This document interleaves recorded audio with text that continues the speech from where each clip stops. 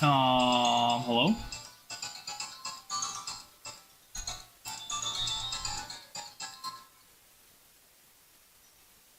Like, what is going on with the description?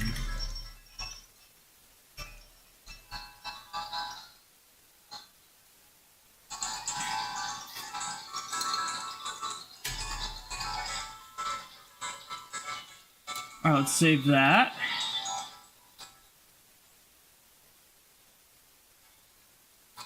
Let's save this.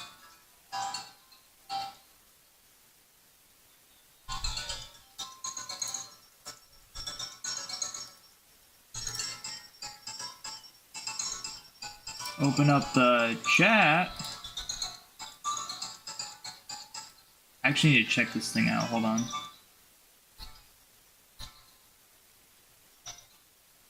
Okay, I don't know why I was doing that. That's weird. Alright, whatever. What's up, boy from Belgium? Welcome in.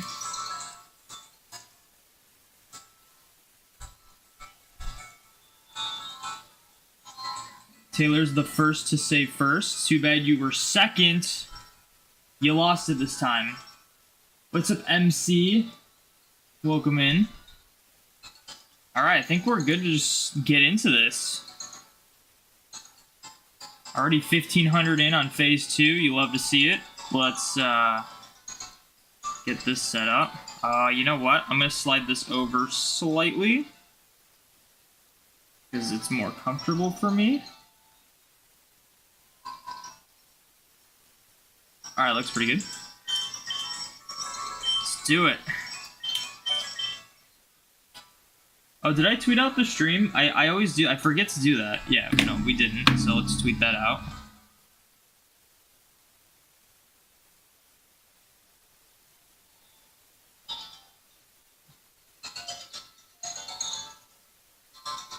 Alright, cool.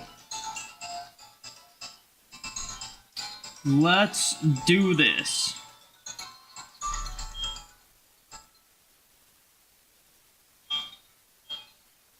Get in these ones.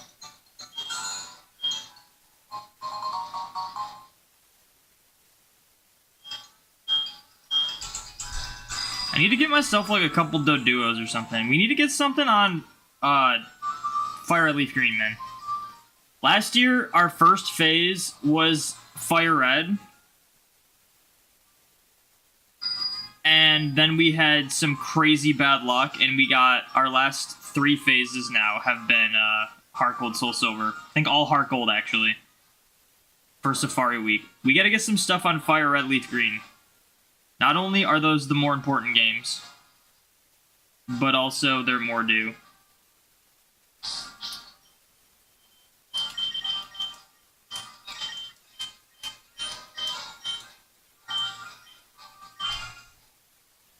Alright, these games are good.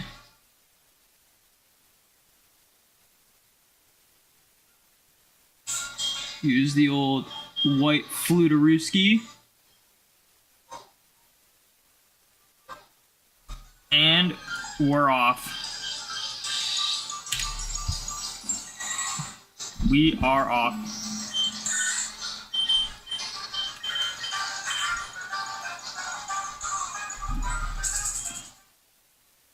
Let's get a shiny today. Safari Week is the one time of the year where you're like, man, 2 in a day could happen. And unfortunately it didn't happen yesterday. So maybe we pop off today. But hey, if I get a shiny, how many days is it? 10? Getting a shiny a day would be insane. Even though we're kind of down 1. We're down 2, I think. I'm bummed I'm going to be out of town for the last, like, 4 days of Safari Week. 6 is insane. 6 is my limit for what I have. We tried 7 on the first day and it didn't work too well. It was slower overall.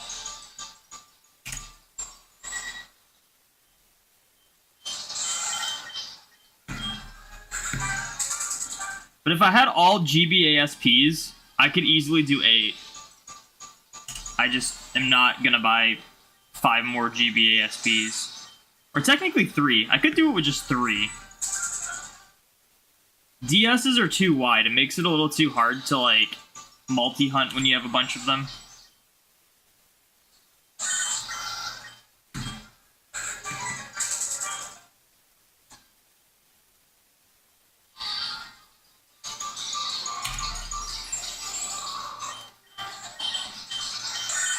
So far, unfortunately, I haven't done any off-stream hunting because I've been working on my Dratini Generational Quest video. But that will be up tomorrow. It is currently exporting. I'll just have to make a thumbnail for it and review it and make sure there's no glaring errors in it.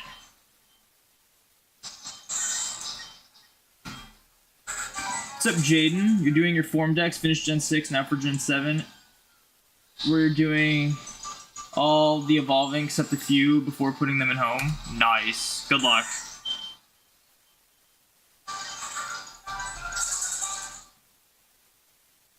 What's up, Isaac? Welcome in. I'm doing pretty well. How are you? Oh, you know what? I just remembered. I gotta put the hat on. We gotta put the hat on. There we go. Now we're officially Safari Zone hunting.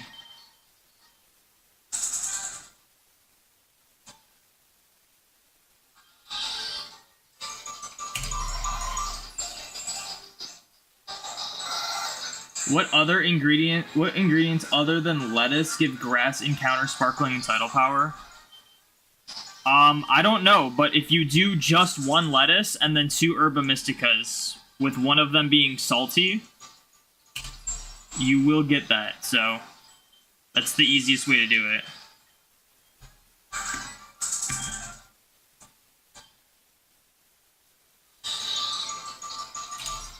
Taylor, thank you for the shiny luck.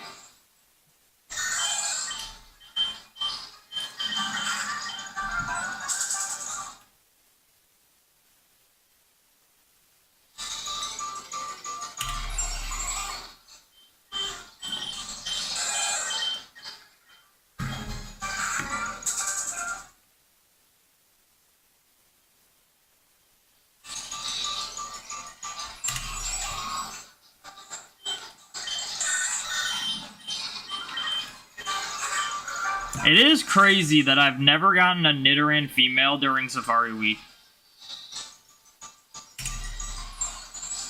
But I'm, like, expecting a Nidoran male every time. I actually didn't get a Nidoran male last year, either.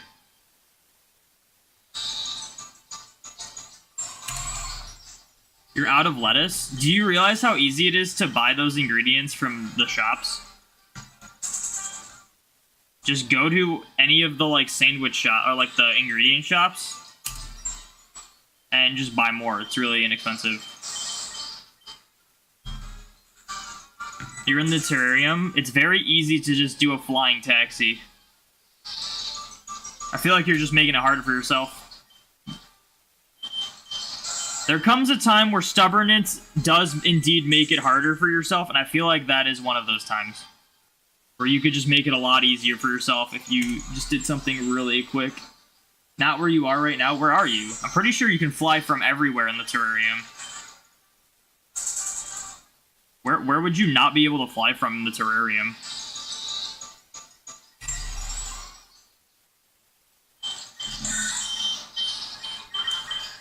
Like, it'll literally take you, like, maybe a minute or two to, like, fly out of the terrarium, go buy some lettuce, and then go back. Cozy Shine, thank you for the shiny luck. Used jalapeno curry powder and 2 salty herbas. That's, I feel like you should be conserving the salty herbas, because those are kind of, like, the best ones. So, I would refrain from using 2 each time. What's up, Mama Murphy? Welcome in.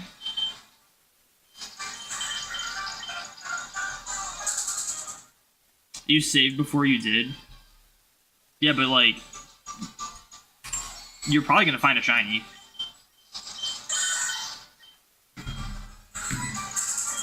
All I'm saying All I'm saying is that you could just make it easier if you just go buy some lettuce. Also, you'd only have to use lettuce and herbas to make the sandwich, so it makes that easier too. Not gonna lie, you can easily get herba. Well, you can easily get herba mystica, but specific ones sometimes are annoying. For example, I've always considered the spicy herba mystica to be the most common one. But as soon as I needed it for my last mark hunt in order to get, like, humongo power, which, by the way, I actually never checked any of the shinies I got to see if they got the jumbo mark.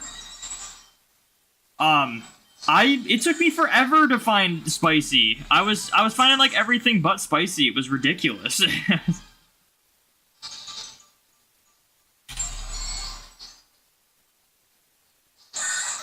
Yeah, the Kangaskhan that was in my tweet is from Pokemon Snap. There used to be a GIF on Twitter of, it was from Pokemon Origins, and it was Red trying to figure out if he was going to use bait or a rock on the Chansey, and the Chansey like starts running away, and I wanted to use that GIF, but it like isn't on Twitter anymore for some reason.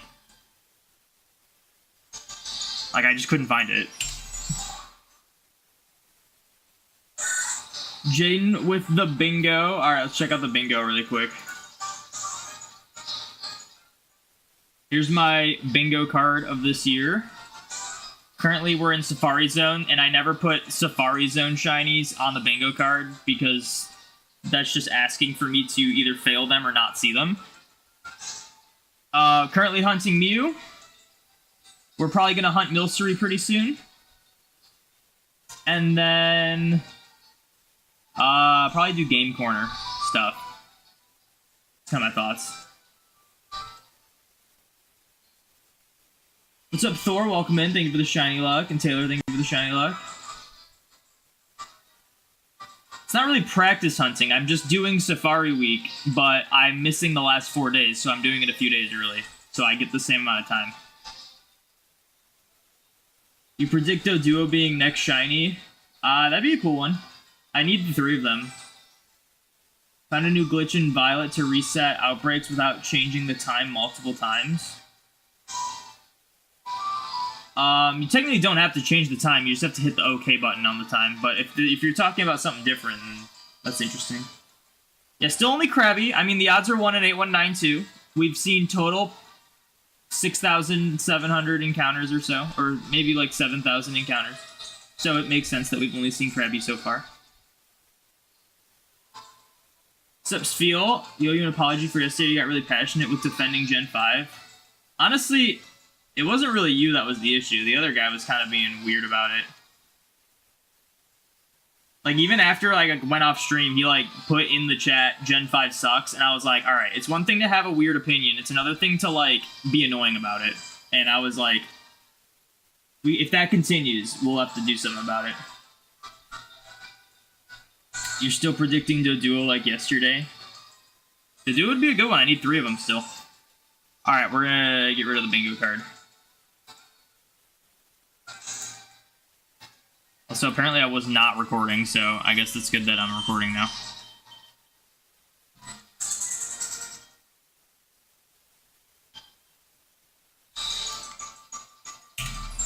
But hey, all I'll say about yesterday with the whole Gen 5 debate, you guys were not proving your case to sway me, because I still have the notion that the Twitch chat behaves themselves a little better.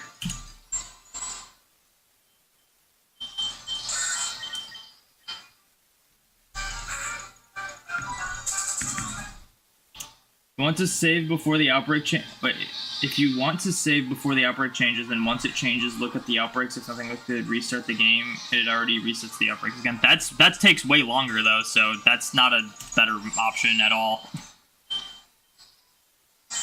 It takes like more than a minute to do like a full reset and then check your outbreaks, when it takes like maybe like 7 seconds to hit the OK button on the time. That is definitely not like a better way to go about that.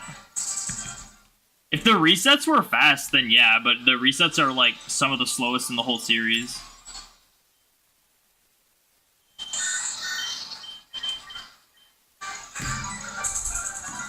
Oh, throwing bait at this one.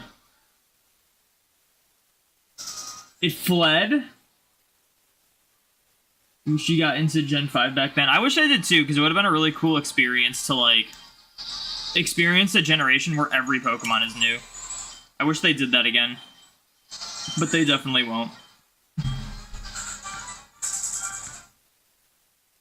Next shiny is the one on my head. That'd be a cool one, but I'd be worried about failing it, because they're... Believe it or not, it's crazy to think, because every time I see anyone get a shiny Execute in the Safari Zone, they usually end up catching it, but, like, Execute is more likely to flee than to get caught.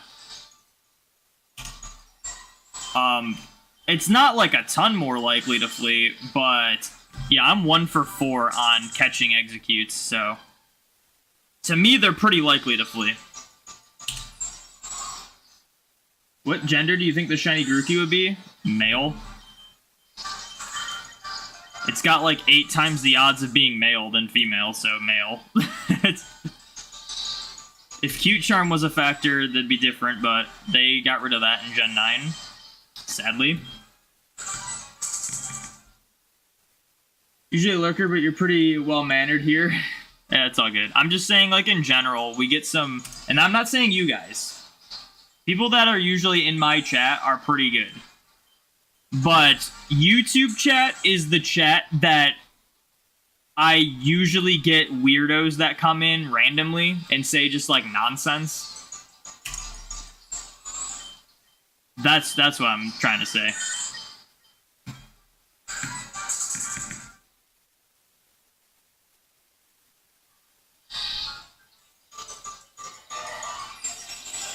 Is Sheriff you like me doesn't like to change the clock? You don't even have to change the clock. You just hit OK. The only thing is, and the thing about the Switch is that you can just do the auto time. So what you do is you just, when you do change the clock, it kind of like freezes it for how long it takes for you to set it. So eventually you get like your time becomes slower than normal. But once you find your outbreak, save your game, and then just, like, close your game out, and then do auto time, and then your time's good, and then you have your outbreak still. But unfortunately with outbreaks is that you have to keep them on a certain day if you're going for something specific.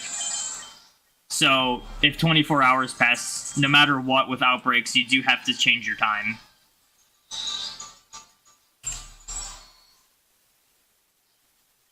And bots. Actually, low-key, the bots are worse on Twitch. I don't get YouTube chat bots. I actually don't really get YouTube comment bots that often anymore. They must have done something with that.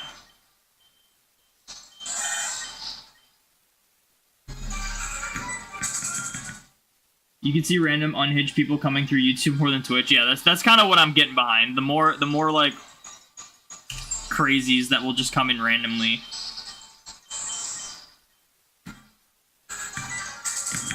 Like, dude, there was that one guy that came into YouTube chat and just started, like, letting out all his anger on me. It was really weird.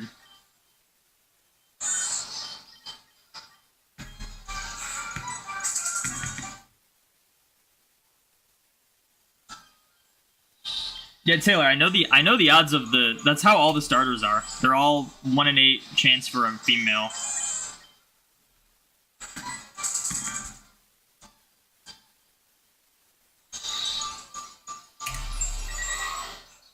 We're almost done with Kanto and Fire Leaf Green. Only need to evolve both genders of Rhyhorn. 10 levels on a male Goldeen and breed for a female Bulbasaur and Eevee. Nice.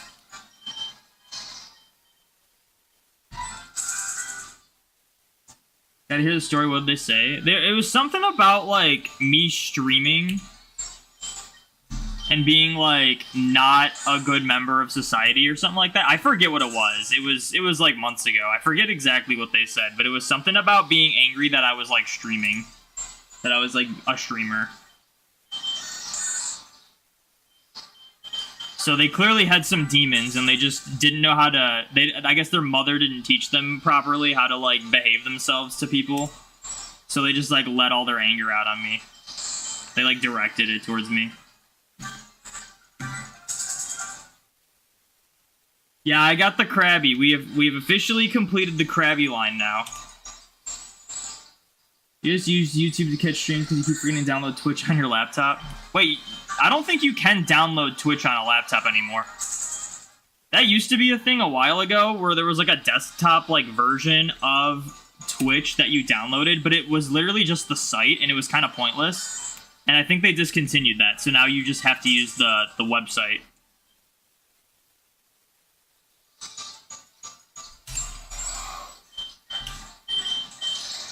Unless your laptop is like a tablet. Like one of those like Surface Pros or whatever.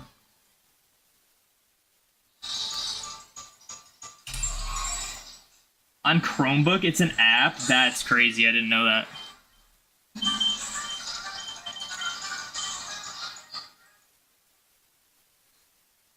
Jacob, thank you for the shiny luck. Guessing a shiny at 3,000 encounters, that'd be a good one. We need to get like a couple under odds. Yo, McNugs with the 24 months! What's up, McNugs? Thank you so much. Thought it might have been a... We thought you might have a sub here. You've been mainly watching through YouTube, but you're here now. Nice. Well, thank you so much for the support. I really appreciate it.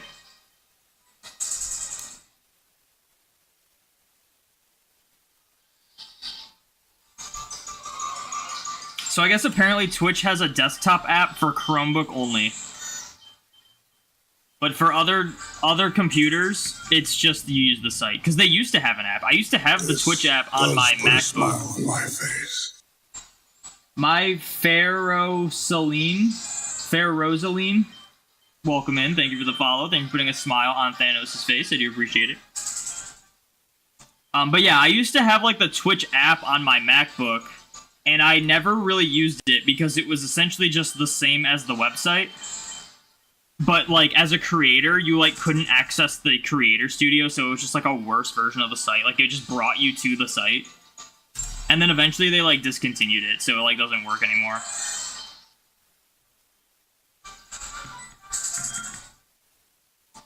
Did a really good job with the hat. Thank you. Yeah, I'm pretty proud of this hat. I might have to do some tweaks here and there. But, I mean, it works, and I think it looks pretty good. I've never done something this complex. In terms of, like, sewing.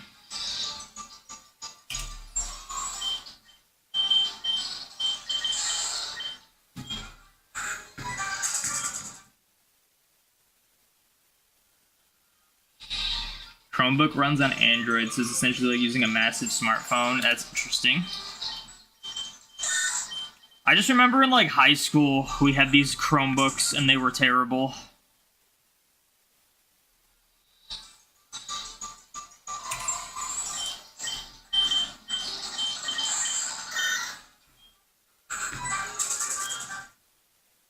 Yeah, I did make the hat. It was a lot of, like, figuring it out. I had to figure out how to get, like... Dude, it's so funny, too, because... artists are so down bad for money, it's kind of sad.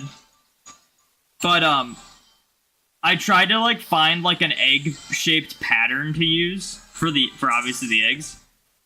And every pattern I found online was, like, kind of complicated, like, too many pieces. And also it was like, alright, if you want this pattern, you have to pay for it to download it. And I'm like, I could just look at a Google image, though. And eventually I just ended up making my own pattern using an Easter egg. And then I upscaled it. And then... the hardest part was just, like, the detailing, really. Like, the eyes and the cracks. Because I don't have, like, an embroidery machine, so I had to use it with a sewing machine. And it was a little janky, but we did our best. It's not perfect, but it looks pretty good.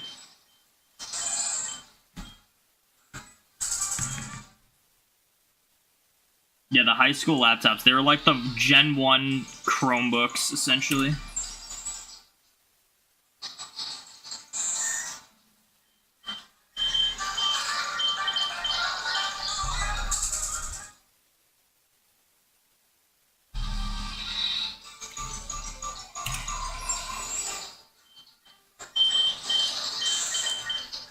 I honestly don't even remember what we used them for. Because I think they were, like, I don't think they, like... Every, like, website was, like, blocked on them. So I don't remember what we used them for. Maybe, like, typing exercises? I don't know. We didn't really do that in high school, though. I don't remember. Maybe it was, like, middle school.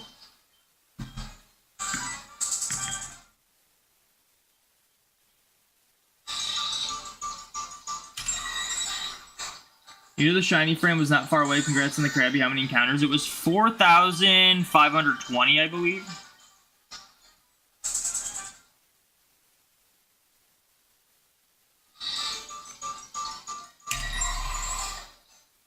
Do you think you'll phase with a Blossom? If so, how many Blossom phases? Dude, I have no idea where Blossom even appears. And how common it is.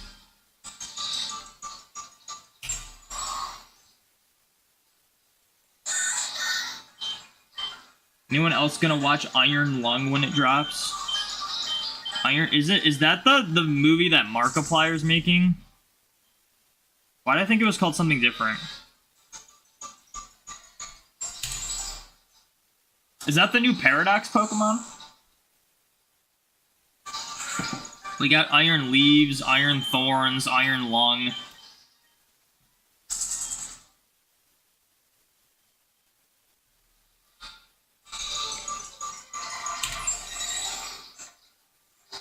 Used ours for cool math games up until the district locked them to schoolwork only. See, because if we were playing computer games, it was in the computer lab and we didn't use the Chromebooks. So I'm trying to, like, remember what we used the Chromebooks for.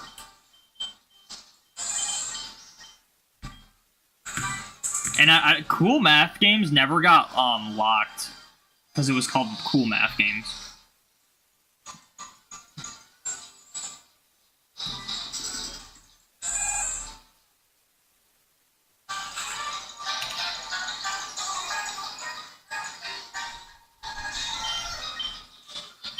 That's the Markiplier movie. Not sure if I'll see it.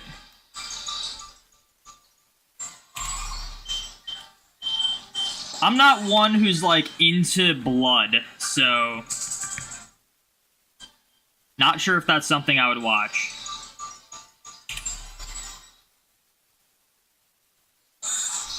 Speaking of blood, Von Blood, thank you for the shiny luck. You played Counter-Strike 0 in class against each other in IT class? That's crazy.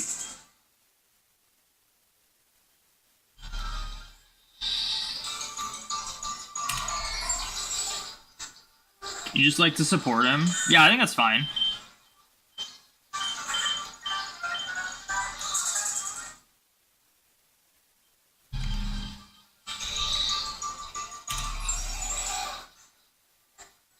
You played with the teacher as well? That's crazy.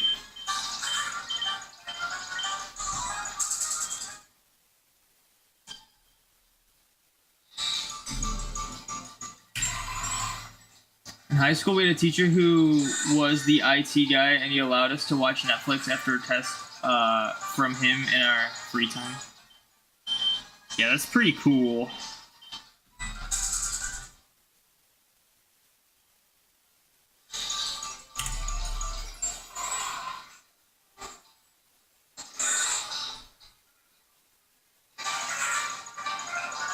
You can emulate the Gen 3 games on the site called Classroom 6X, and the site is the first link.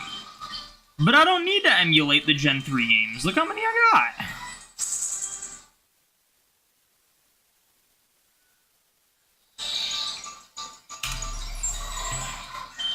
got. Funny enough about, like, emulating Gen 3 games, I actually got back into Pokemon because of emulators. In high school, like my senior year of high school, we all got like this emulator on our iPhones called GBA for iOS, which is essentially the older version of the Delta emulator that got released earlier this year. And I would play Fire Red on it, and then one day my friend was like, why am I emulating this? I have the physical game. And I was like, wait, I do too. And then I started bringing the physical game. And then when I started, like, learning about, like, the intricacies of Pokemon with like EVs and stuff, and like you can send them to later games and whatnot. I just got so hooked on it. I was like, why did I ever drop this as a kid?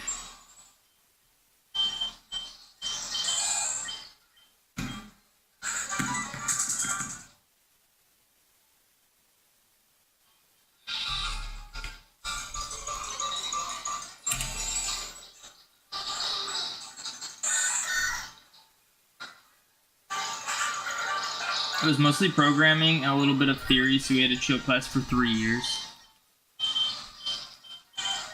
I also developed an app with movies and series on it. We installed it on like most of the school's PC.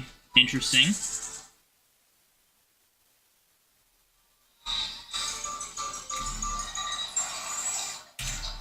Yeah, we didn't have anything like crazy like that.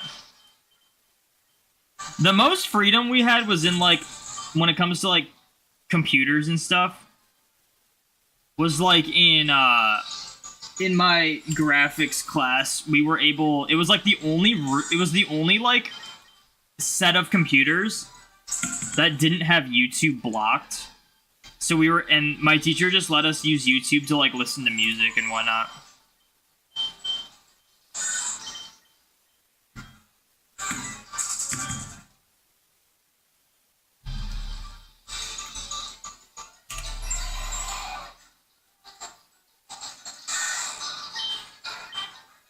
You had XP in 2010 and upgraded to Windows 7 in the mid-year 2010. Yeah, we had like old school Windows computers. Every computer in like the computer labs were like Windows 7 forever, even though Windows 10 had been out for like years. You say people who think Gen 5 are bad are objectively wrong. I didn't say that. I said I think my opinion is that it's weird to hate on Gen 5 because there's a lot of bad Pokemon in it, because it's just the biggest generation. I made my point pretty clear yesterday on it. Gen 5 is the largest generation. Every generation has their set of hits and misses when it comes to Pokemon designs. And because Gen 5 is so big, there's just a lot of hits and a lot of misses. Some people just see a lot of misses and think the whole generation's bad. Some people see a lot of the hits and just assume the entire generation's good. But it's really just the same as every other generation. It's just there's more of it.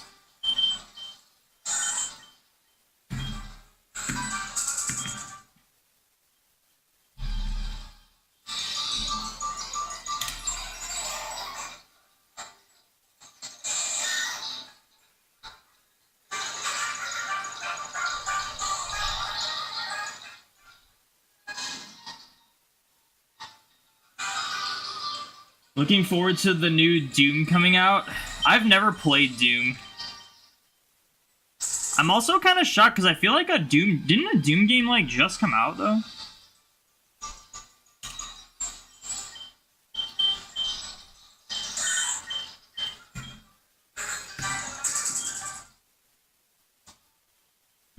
I guess we're throwing bait at this one.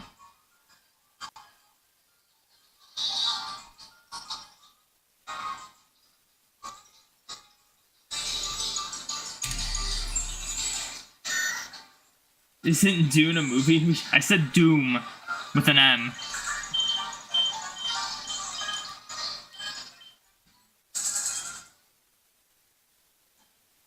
The last Doom game was Doom Eternal, which was 5 years ago. Was it really 5 years ago? I swear it was like only like 2 or 3. But I mean, I don't follow the series, so...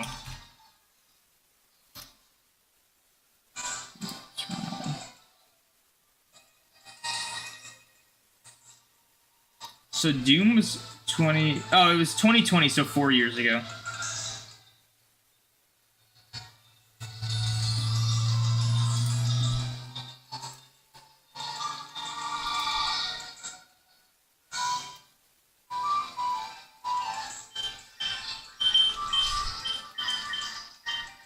Four years ago sounds long, but for a video game, that's not like that long at all, actually.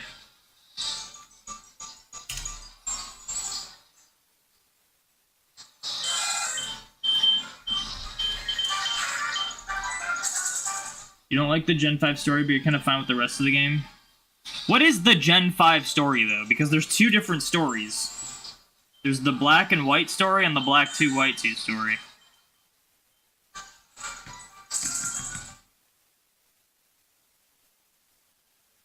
What's up, Tud? Welcome in.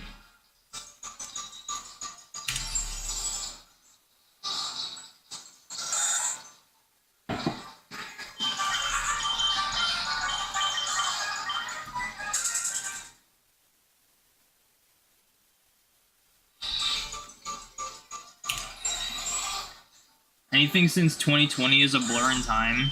Yeah, it kind of was.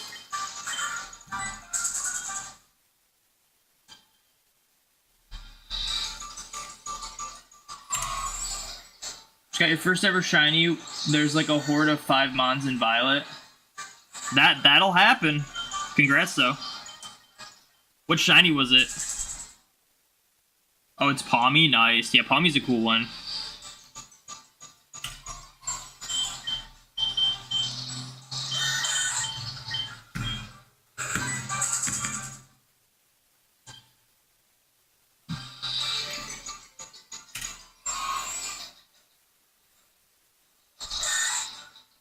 This religious-like arc with N was weird to me. Not all these guys in the weird clothes looking like the Pope himself. Oh, with all these weird stuff. It was my opinion, at least on Black and White. It's been way too long on Black and White too. So I don't really remember the story at all.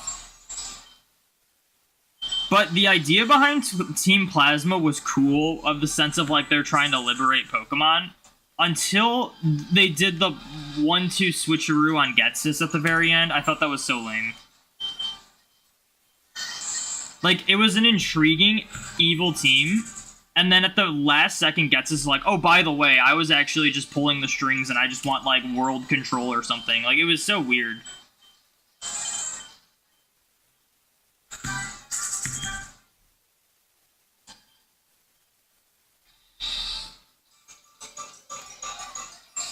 All 4 Nidoran females.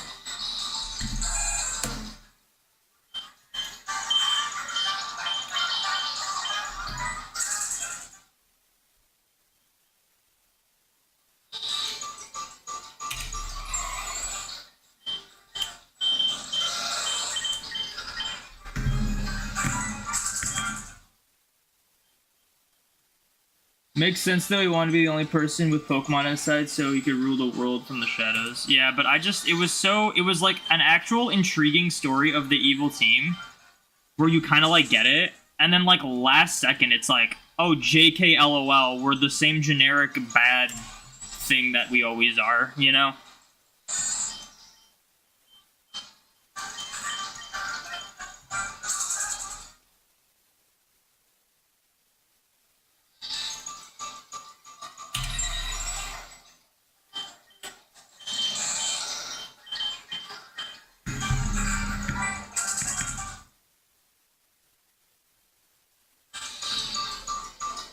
I like the ideas of when, like, the villains are not, like, bad people. They're just a little... They just go a little far with, like, trying to make the world a better place. A little too far with it. And N was that kind of person. And then they're like... It would have been cool if Getsus was also like that. But then it was like, oh, JK, I'm evil. Ah. For, like, no reason.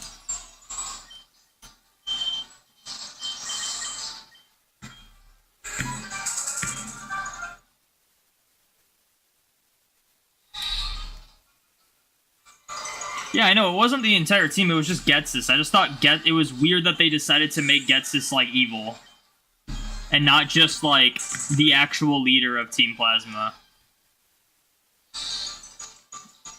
I just thought it was a little generic.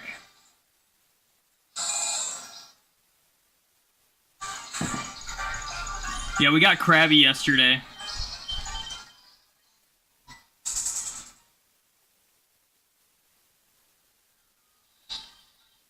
And then, yeah, I don't really have any opinions on Black 2, White 2, because it's been so long, I don't really remember anything about it.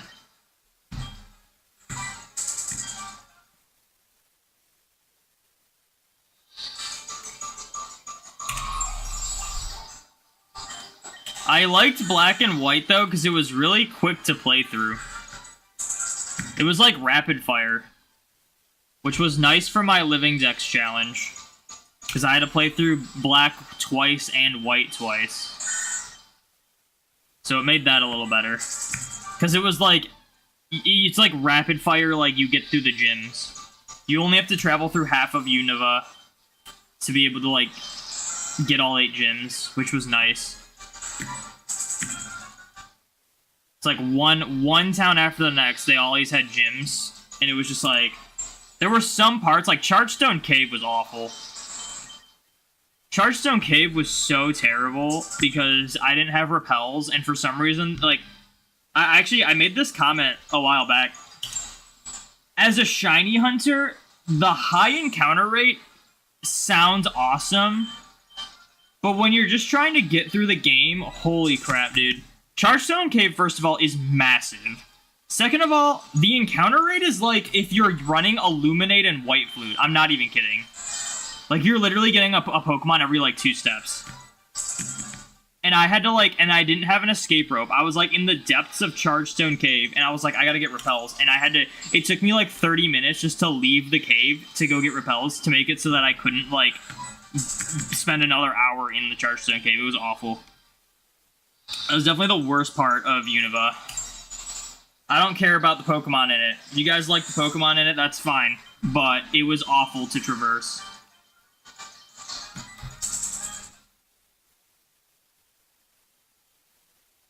Is it really Getsus? I thought as a child they want to indicate Jesus with a special pronunciation. Does that look anything like Jesus? You also spelled his name perfectly, so... Yes, it is Getsus.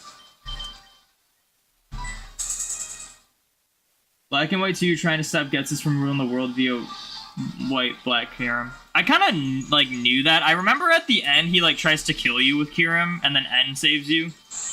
But I don't remember, like, the details of the story.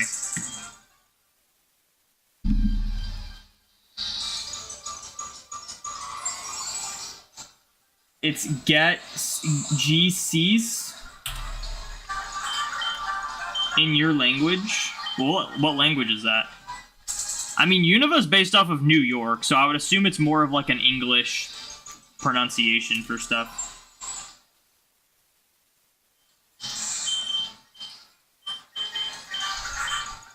And tries to see who walks into Getsus' trap. Well, okay, you don't need to play-by-play the entire story. I will play it again. I'm gonna have to.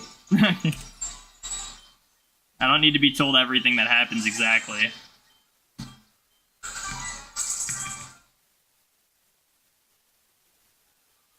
Knight, you gotta behave yourself today, Knight. If you're gonna keep, like, spewing hatred towards people and just being annoying about Gen 5, I'm gonna ban you.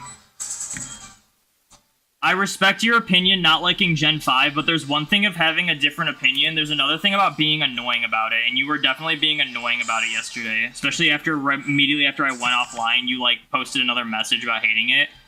So, behave yourself, and I won't ban you. Like, it's okay to say you don't like Gen 5. It's another thing to shove it down everyone's throat, okay? Be respectful.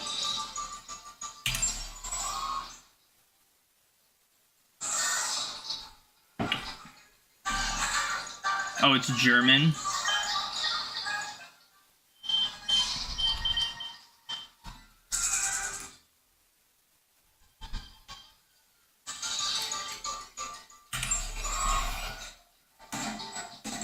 Yeah, I'm pretty sure it's Getsus.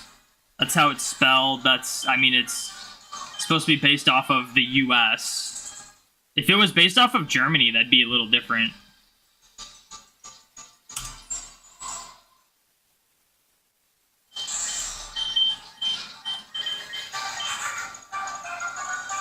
How do you do Safari Week? It's really simple. You just shiny hunt in one of the Safari zones where the Pokemon can, like, run.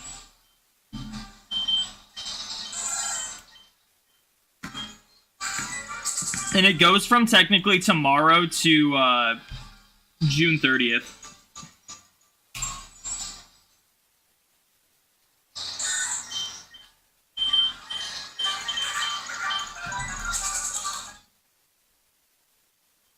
So you just hunt in either like Kanto Safari Zone, Johto Safari Zone, Hoenn Safari Zone, except for Omega Ruby Alpha Sapphire, because it's not really a Safari Zone in that game, and Great Marsh in any of the games the Great Marsh appears in. And you're golden.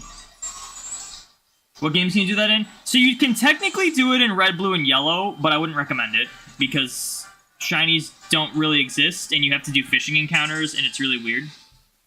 The main games that people hunt in are Fire Red Leaf Green, Heart Gold Soul Silver, Diamond Pearl Platinum, and BDSP.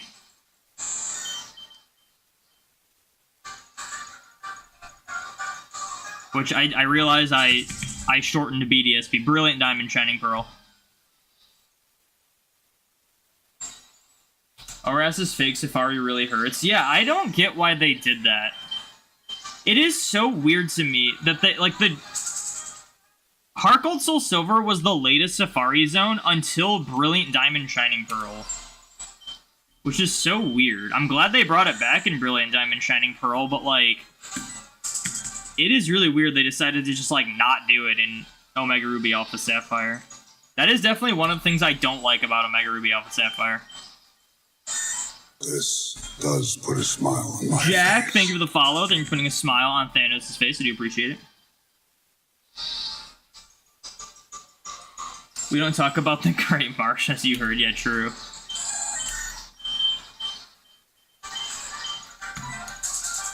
Low-key, and this is, like, actually my honest opinion, low-key, the Great Marsh kind of sucks. The coolest things you can get are, like, Carnivine, and then, like, the binocular Pokemon are cool, but they're also extremely rare, and you probably just won't get them. Unless you're in Platinum. Platinum has the best Great Marsh, because there's, like, you can get, like, Tangela. I think you might be able to get Execute in it. There's like Gen 1 Pokemon you can get in it that are kind of cool.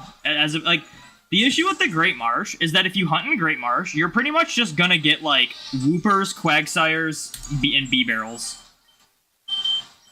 Which is, like, cool for, like, the first 3 shinies, and then after that, it's like, okay.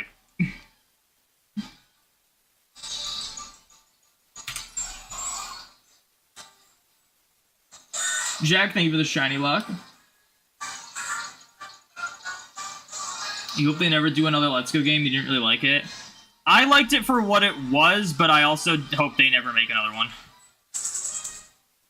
I think it detracts too much from the overall Pokemon experience. The putting, like, Go mechanics in it really felt forced. And I get why they did it, but they don't really have a good enough reason to do it again. And I also don't think it would work as well a second time. You're super salty about the Great Marsh being what it is.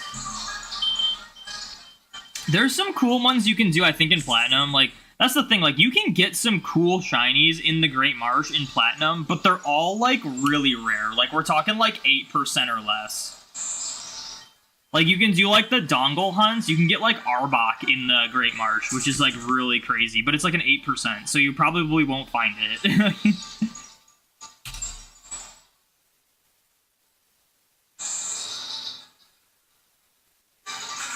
Exactly another reason why you don't want to do Safari Week in BDSP. BDSP Safari Week, like, it's actually kind of cool. Oh, you can get Meryl, too. Meryl and Azurill are not bad. But, BDSP, at least the encounters are, like, really fast with Sweet Scent.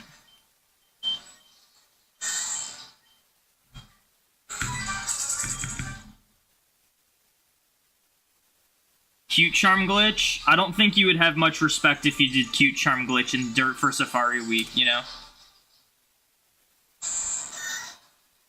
Mechanics you didn't like, but it was a really good looking Pokemon game. Yeah, Let's Go is by far the best looking Pokemon game.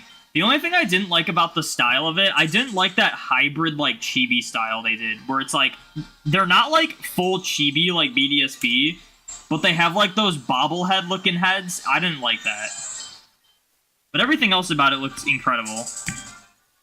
And the way they did, like, following Pokemon was perfect. They need to keep doing that. Like, there's definitely things they need to take from Let's Go and put into, like, future games. But, like, the overall, like, general mechanics, definitely not.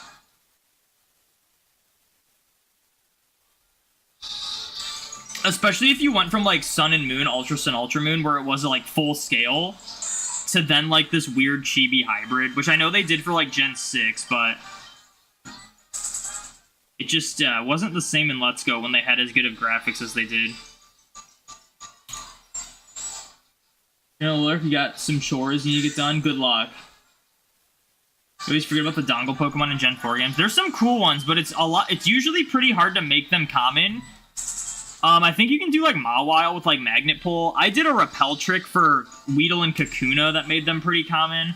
But a lot of the times you're just going to have like an 8% encounter rate, which is just not great. So it's hard to like go out of your way to target those things. And it has to be after you get the National Dex. What's up, Chris P. Bacon? Welcome in.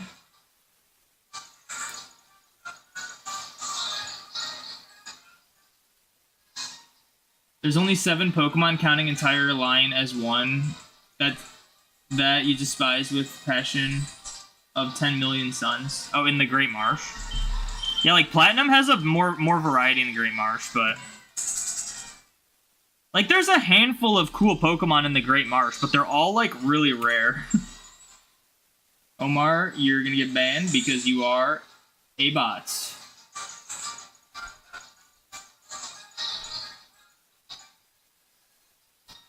See, we get bots on Twitch, but not really on YouTube.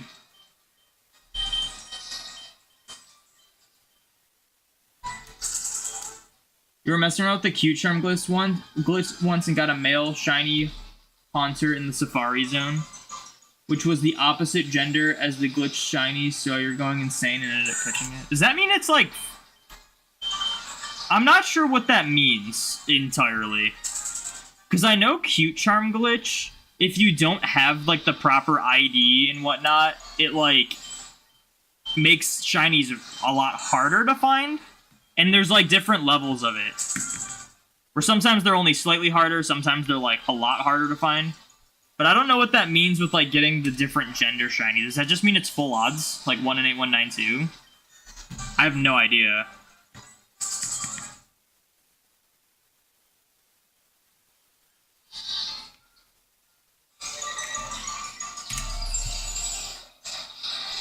They should bring back SOS hunting. I don't think they will unless they do a Sun and Moon remake. But what they need to bring back is more unique methods like that. We've kind of lost the unique methods since Overworld shinies became a thing. Because there's not too much you can do with the Overworld shinies in terms of methods.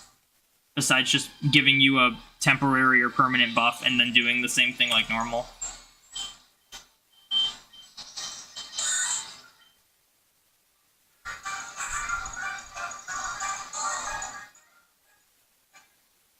Oh, you're just saying there's only 7 Pokemon you don't like out of all of them? I thought you were talking about Great Marsh. Not sure if it's worse odds for the males, but it's not boosted. It's there's a solid chance it's 1 in 8, 1 9 2.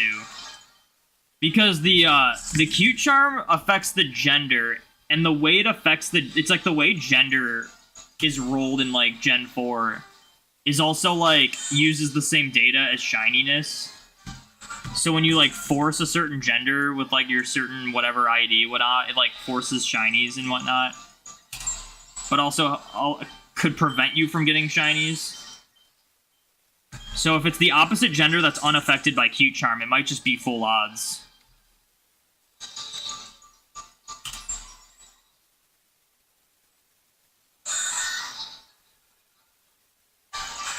Cute charm should be that every female mon has 1 in 8 odds. Why would anyone want that? First of all, most of the time the females are the rare ones, and you would use cute charm to make them more common, so I don't know why anyone would want the females to be more rare. What's up, Poseidon? Welcome in. Really hoping Gen 10 does away with Overworld shinies. I do too, but who knows? It's not looking too good.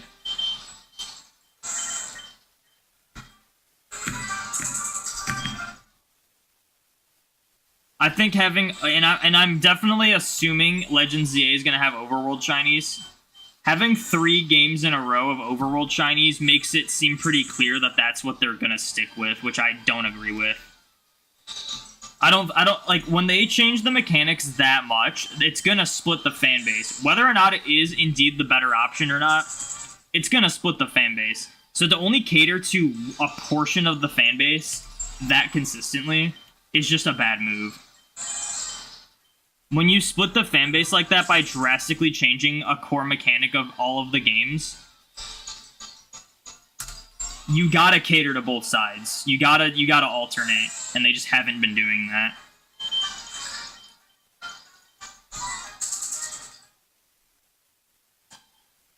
You don't like Overworld shinies? Nah, I'm pretty vocal about it. It makes them way too easy. They're not as exciting. Shinies just don't feel special when you don't have to encounter them and see like hundreds of them every few minutes. You just see hundreds of Pokemon that you don't have to encounter to see if they're shiny every few minutes. If they go back to how Sword and Shield was, where like there's Overworld Pokemon, but you can't see if they're shiny until you get in battle with them, I'd be totally fine with that. I had no issues with the way shinies worked in Gen 8, besides the fact that the Brilliant method wasn't that good of a method.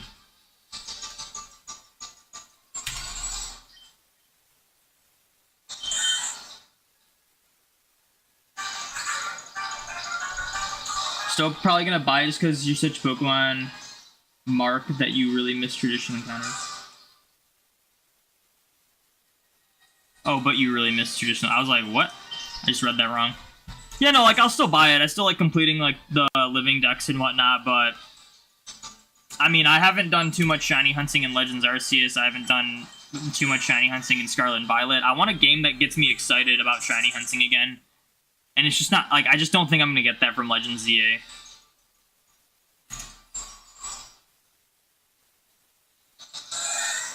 Sorry, but you disagree. You disagree about my point as to why I don't like Overworld shinies, or just that I don't like Overworld shinies? Because you don't, like... My reasons are valid to not like Overworld shinies, but you don't have to agree with not liking Overworld shinies. But you have to agree that they can't just be continuously only doing one way. As soon they literally changed up how the whole games work in terms of like the main part mechanic of the game. There's no, like, it just would be silly and not realistic for them to only do Overworld shinies for every single game in the series moving forward. That's just not fair. It's not fair, and it's not a good way to do it. Because no matter what they do, they're going to disappoint a lot of their fans if they do that. But if they alternate, there'll at least be a compromise. Like, imagine if you, like, just look at the other side. Imagine if, like, you loved Overworld shinies, and it was, like, that was your bread and butter of Pokemon games for you. And then randomly, they just went back to traditional encounters, and then only did that moving forward. You would be pretty disappointed, and you'd be very angry with the series. That's, like, my perspective. Like, I'm okay if they do games with Overworld shinies, but it just can't be every single game now. And that's what it's looking like it is. I honestly see the reason behind Overworld shinies, but at the same time it really feels like they're discrediting the uniqueness of them at the same time. What are the odds in a game with Overworld shinies? They're the same odds as traditional encounters. The difference is you see hundreds of Pokemon at a time, and you don't have to, like, encounter them to check if they're shinies. So you're just gonna find shinies, like, non-stop, no matter what. Shiny hunting isn't a big factor for game sales. Yeah, but, my issue with, like, Scarlet and Violet, the Overworld takes away a lot of game mechanics in general, and not just shiny hunting. It's just me personally, where shiny hunting's the biggest issue for me. But there's a lot that I think is, like, lost and doesn't work well because of the Overworld in Scarlet and Violet. I think it was done way better in Legends Arceus, but I still don't like shiny hunting in those games.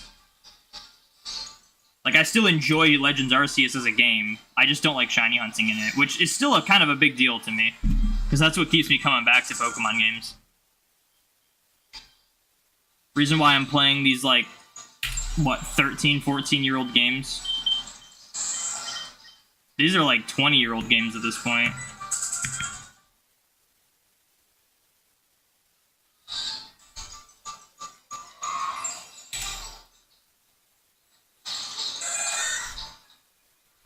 That's why you love hunting and BDSB and Sword and Shield. Yeah, I think Sword and Shield is like the best modern game for shiny hunting. They just needed to make methods a little better. Because if you're a full odds hunter, Sword and Shield is like peak shiny hunting experience. If you're a method hunter, it definitely sucks. But that's what they just need to do. They just need to go back to where shinies don't appear overworld. Like, there can be overworld Pokemon. Just have shinies not appear overworld. But then do, like, cool and unique methods that are fun, engaging, and also, like, very effective so that people still can get fast shinies. Because essentially when you make shinies overworld, it forces the people that want to have shinies be rare, it forces them to settle with having shinies not be rare, and that's just not fair. But if you go back to traditional encounters and then make more effective methods, then the people who like shinies for the rarity are happy because shinies start off rare, but if there's like a good enough method, then the people who want the shinies just to have them and want to get them as fast as possible, they'll still be happy because the methods will be good.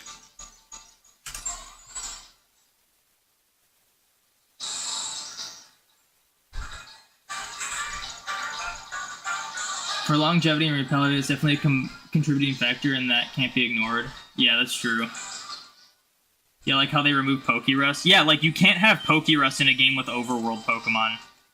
Because the way you would get Pokerust is to encounter them, but in a game like Scarlet and Violet or Legends Arceus or whatnot, you don't need to be encountering Pokemon.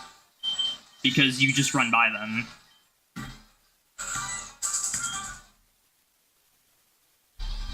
Shiny hunting is niche.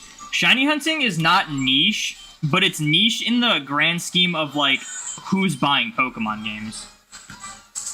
Shiny hunting is definitely not niche anymore, but it's in... Most people buy Pokemon games just to play through once and then never touch again.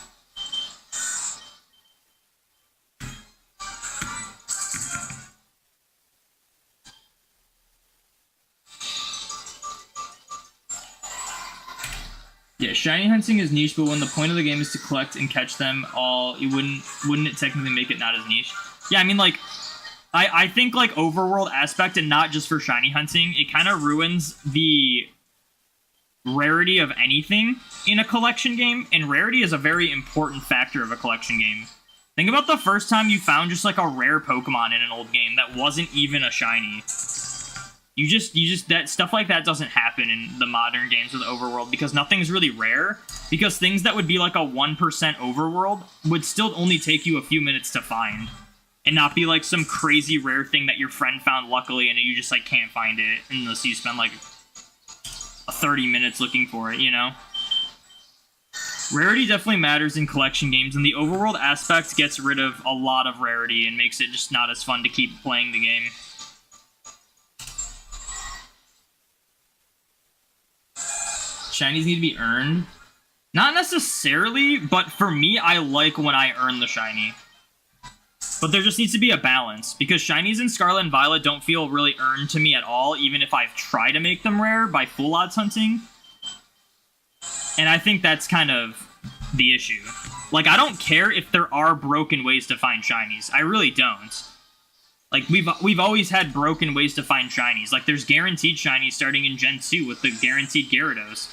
There's wormhole shinies. There's chain fishing. There's always been, like, broken ways to find shinies. Like, and even then, it shouldn't affect me how other people get shinies, because there's also going to be people that, like, hack and cheat and RNG abuse and whatnot. And, like, there's nothing you can do about that. And they're finding shinies super easily. But the point is that shinies should start off really rare like they were before, so that people like me or anyone else who's just casually playing through a game, if they find one, it's a crazy exciting experience. But if you want to get into shiny hunting and you don't want it to take hours to find shinies, there can be methods that, like, drastically increase your odds and make shinies a lot easier to find, that you have to go out of your way for.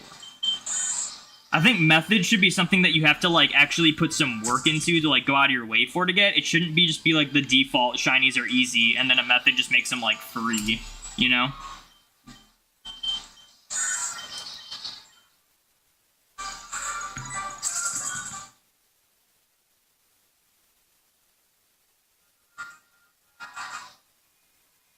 You're also hunting Kangaskhan? Nice.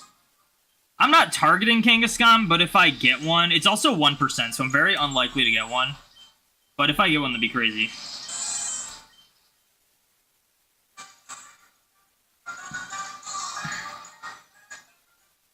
Clarify, I do not agree that it devalues a shiny because it's too easy, like you're saying. I didn't say it devalues it. Shiny value is strictly personal. But I get more excited when I find shinies that are rare, and shinies in overworld games are just not rare.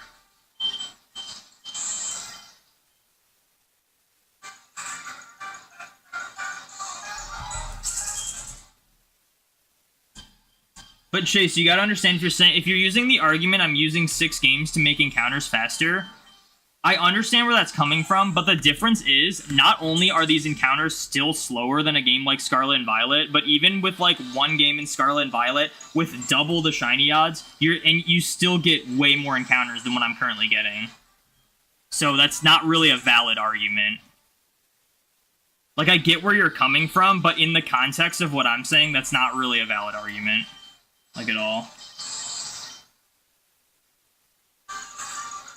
You're a firm believer that the modern era Pokemon killed rarity aspect of certain encounters, especially in Gen 9. I think Gen 9 killed the rarity of, like, everything, not just shinies. Like, marks were a really cool addition in Sword and Shield, and it was so crazy to find, like, special marks, even on non-shinies. And then, like, Scarlet and Violet, it was already kind of easy because of Overworld shinies to find, like, marked shinies in Tidal Power 3, which was better than Mark Charm. But then they went and added Mark Charm 2, making it even easier. And then they added a feature that allowed you to see if the Pokemon was marked before even encountering it. So it's like there's just no rarity with marks anymore. Like, even rare marks are, like, pretty easy to find on shinies nowadays. To the point where, like, even those aren't, like, super exciting anymore.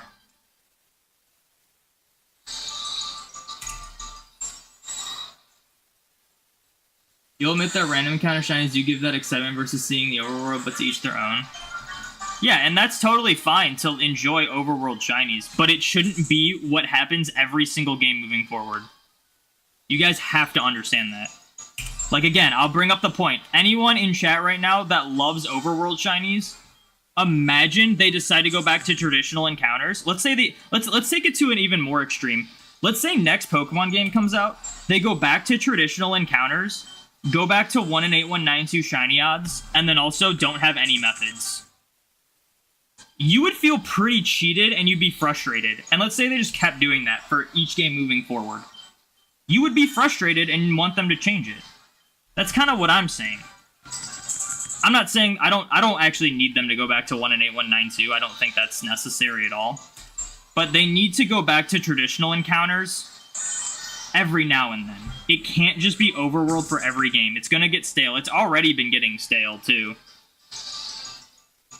Mechanics-wise, like, there's just not as much you can do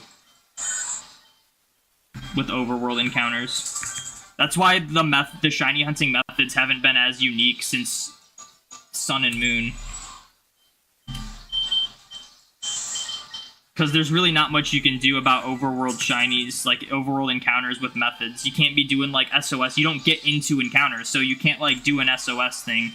You can't chain Pokemon because all the Pokemon spawn right in front of you anyway. Thing about traditional grass encounters is that the Pokemon is generated when you get the encounter. But with Overworld, they're all generated, like, when they spawn in.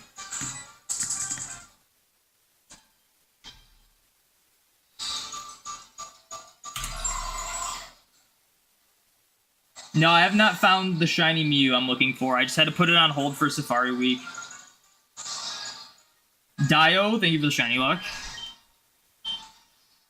You're agreeing with you? You'd rather have OG encounters? Oh, you're saying... Oh, okay. I thought you were saying you appreciate in traditional for one way, but you prefer Overworld. That's my bad. But yeah. I feel like the easier solution is to add a toggle in the settings to let you see it as the overworld, not only in battle. That would be a fine solution, but at the same time, it kind of gets rid of the idea, and they also would never do that. It's the same thing I have with, like, a reverse shiny charm. There's people that want, like, a reverse shiny charm that brings you back to 1 in 8192 encounters. And to me, that ruins the whole point of full odds.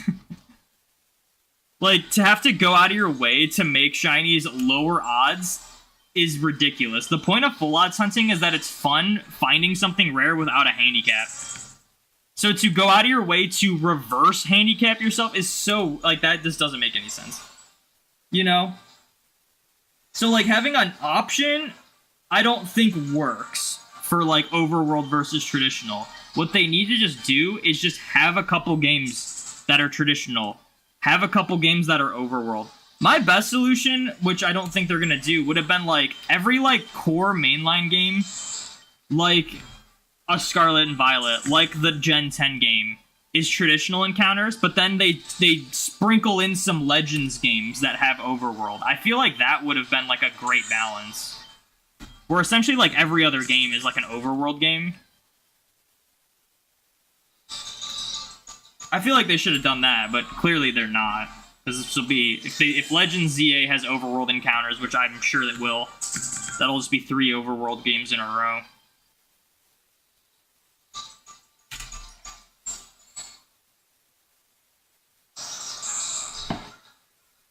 You think the shiny charm should go away? No. Did anything I say imply that? Because I did not say that at all.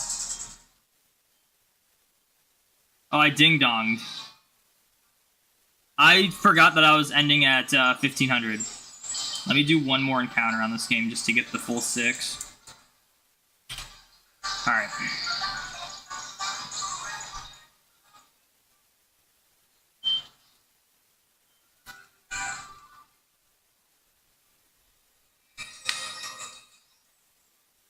Do you know if there's a way to get more 1 egg at a time from the daycare in Sword and Shield? Not at a time.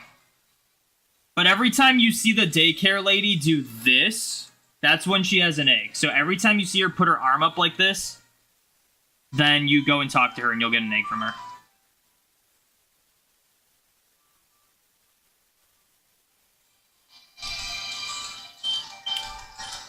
How long have I been recording for? I've been streaming for 1 hour and 12 minutes. So we got over 1,500 encounters in 1 hour and 12 minutes. It's pretty good.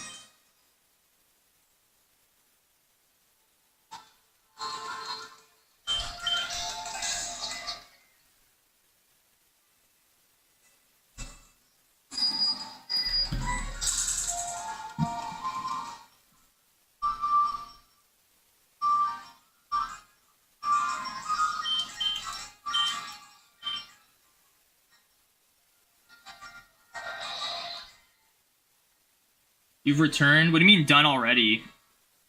I ding-donged. Had to restart my games.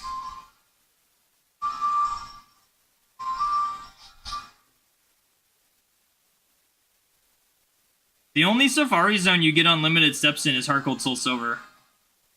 You gotta, like, reset every now and then. So that you're not spending 500 every single time. And then saving over it.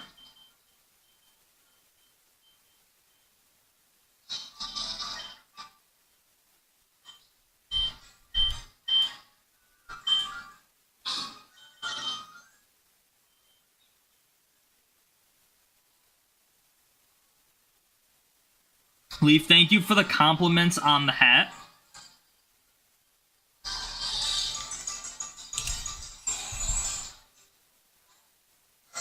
There's a hot take, apparently you despise Gudra. That is a hot take. At least you realize it's a hot take.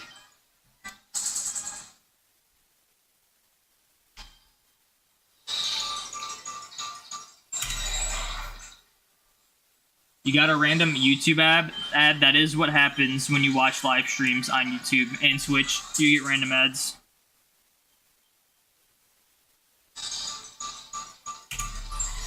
Misunderstood. Thought you said you were ending after 1500. I was ending. I said I was gonna like reset after 1500. Because we ding dong pretty close to 1500, so it's like we reset our games after every 1500 encounters. It's like Barney the dinosaur covered in snot. Barney the dinosaur looks nothing like Gudra. If Gudra had a fatter face and was a darker purple and like really goofy looking, it would look like Barney. That's Dragonite to you. Dragonite is also not purple and a dragon.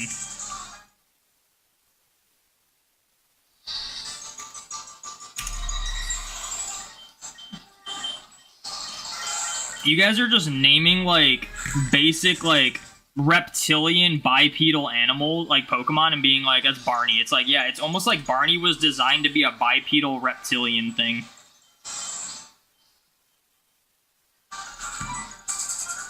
Crazy, crazy concept. That's wild that Poseidon agrees with you. Goodra looks nothing like Barney. Are you kidding? It's not even the same color purple. It also has, like, antenna. Antennae. What is the plural of antenna? Isn't it antennae? Antennae?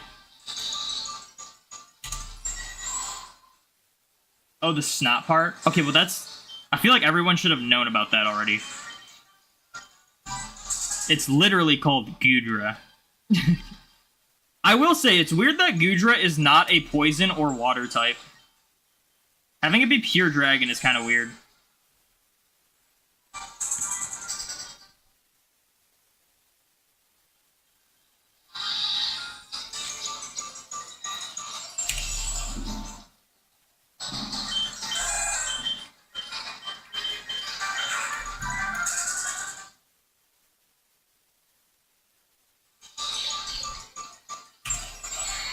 What's up, Goopy Glue?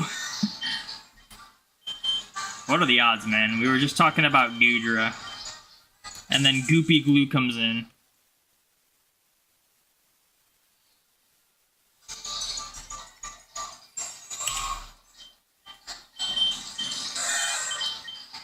No, I've always liked Goodra. Low-key, and I know this is probably a hot take, my least favorite... Actually, no. My least favorite pseudo-legendary is definitely not a hot take. But, my second least favorite pseudo-legendary is definitely a hot take, and that is Salamence.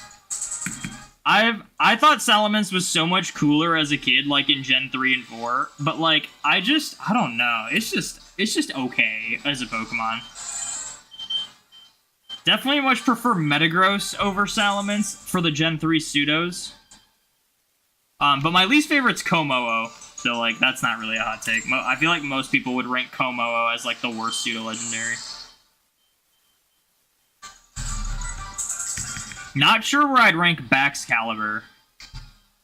I feel like most of the modern pseudo-legendaries are definitely, like, lower ranking.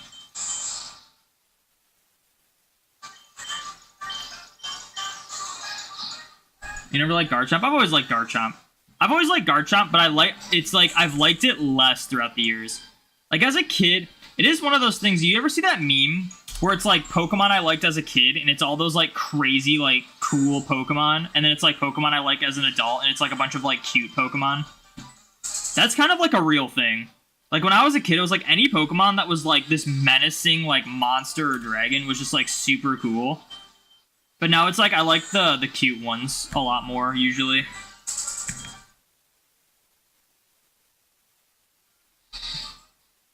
Not you, you love Komodo, you hate Goodra, it's the only one you hate. I understand Goodra's not for everyone, but I've always kind of liked it. It had a sense of charm to it. Salamence just became kind of a boring Pokemon to me.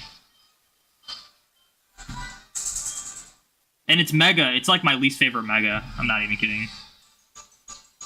The Mega Salamence is so bad. It gets like an extra little like point on its face, and then it gets straps. That's like really it. Like, it looks stupid.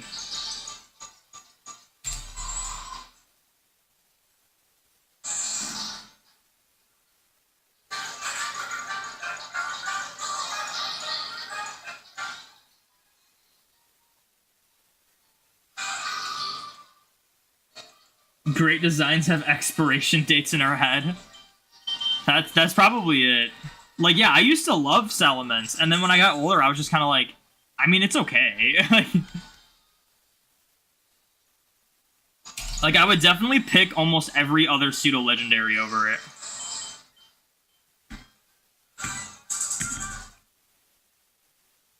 Also, they need to. This probably isn't a hot take. They need to like. I love dragon Pokemon. They need to start making some non-dragon pseudo legendaries again. Like they had a good thing going with Metagross and Tyranitar, and then it's like all of a sudden it's like it felt like they were forced to only do dragons moving forward, and it's like what happened?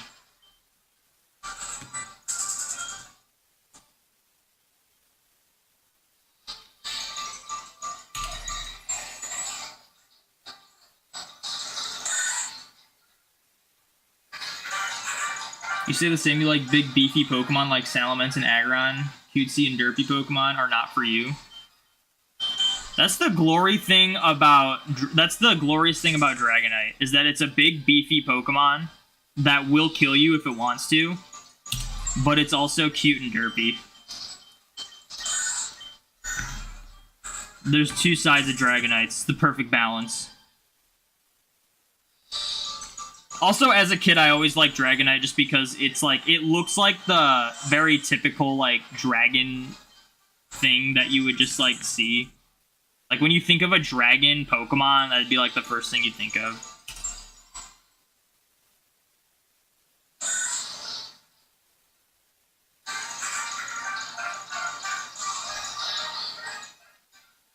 I became the... I mean, it's alright. Yeah. For Salamence. I mean, it's alright, like... Tyranitar has been your top 5 favorites, like, all time. Tyranitar is one of my favorite from Gen 2, but there's not, like, a ton I love from Gen 2. My favorite from Gen 2 is probably, like, Ampharos. Not a pseudo-legendary, obviously, but just, like, Pokemon in general. I feel like Gen 2 has a lot of, like, cool but not amazing designs. Like, I like Houndoom. And I like, Pokemon like Gligar and stuff, but I like, you know, they're never really like top 10 Pokemon kind of thing.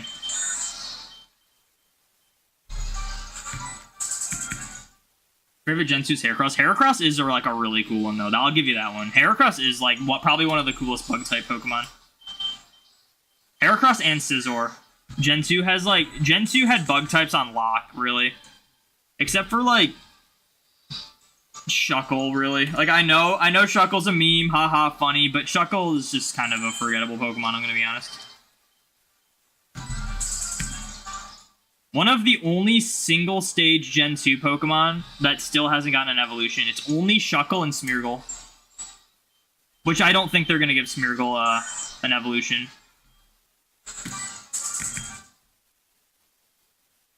They've given every other single-stage Gen 2 Pokemon either a new form, a new evolution, or both.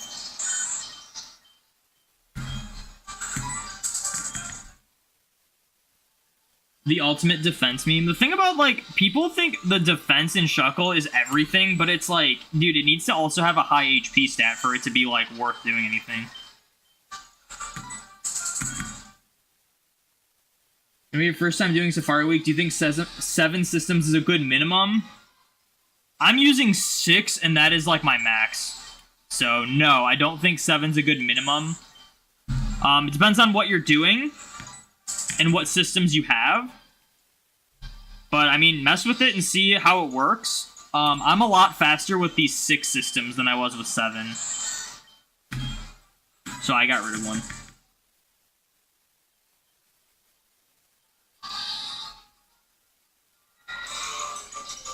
You say Shuckle is forgettable, yet forgot both Did I forget Ledian and Ariados?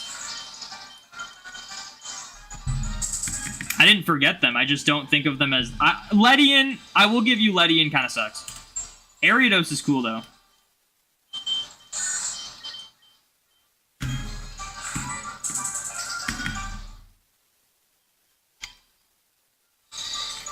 Ledian is one of those Pokemon that definitely deserves an evolution. Because it's just not a good Pokemon. It's not a good Pokemon, and it's, like, not that cool, honestly.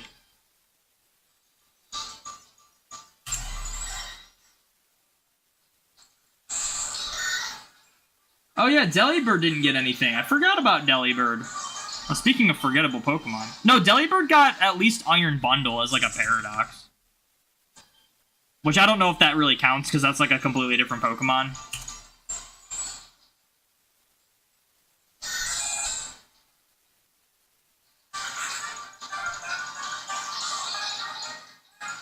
A lot of Gen 2 Pokemon are just too weak and forgettable until Gen 4 giving them evolutions to make them cool. Like, Game Freak knew they messed up. That's what I'm saying. It's like Game Freak knew they messed up because almost every single, like, Gen 2 Pokemon that, like, didn't evolve has some sort of new form or evolution now. Especially with you, like Gen 8 and 9, like, really saw to that.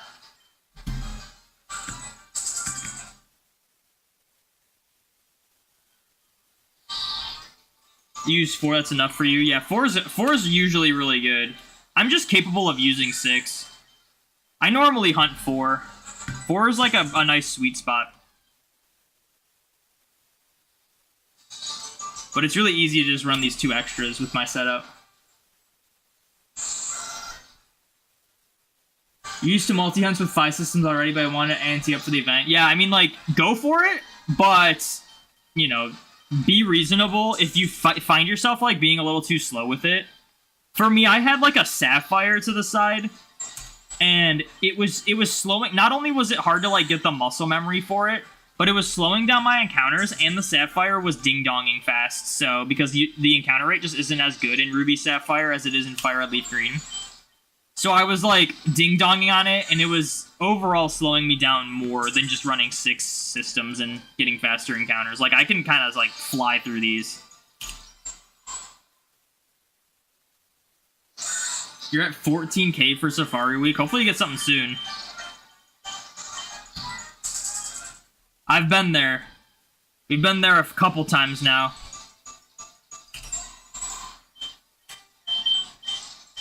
Just don't go 30k, because if you go like 15, 16k for Safari Week, that's not like the worst thing ever. Because you still get the encounters pretty fast. Like, honestly, like, even my crazy 2022, I had like the craziest shiny luck. We still had a couple phases go like 16k. Like, my longest phase was like 19k. And those weren't even that bad.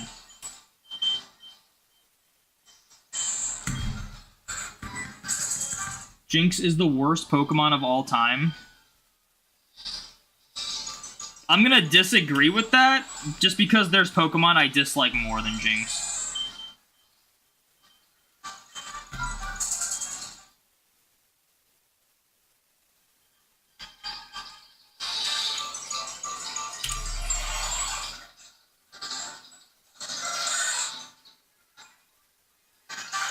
If you soft reset on a Dia system, do you have rubber bands for the L and R button, or is there another way? I use rubber bands. The other way would be to just grab your whole system and do the resets that way. Like, if you're not, like, multi-hunting. But yeah, I use rubber bands for resets. It's a lot easier.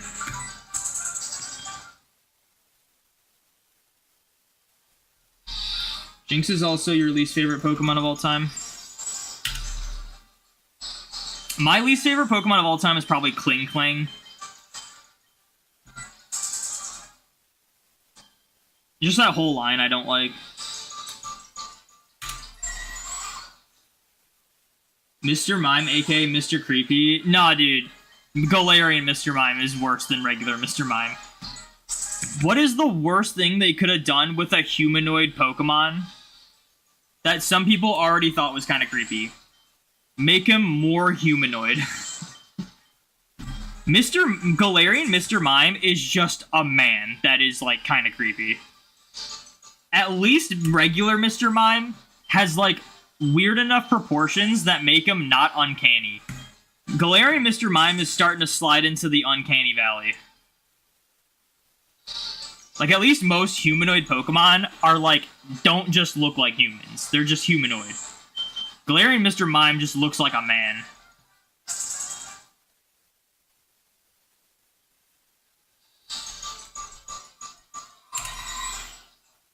Tynamo is the worst shiny hunt ever. Depends on the game you're hunting it.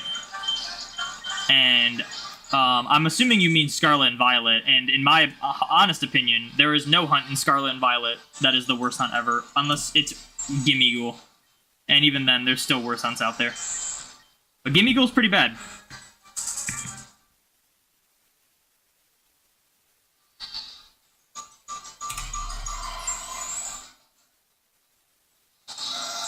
Hypno is a canon creeper. Yeah, well, Hypno is based off of, like, a demon that's supposed to be creepy, so, like, he's not a human.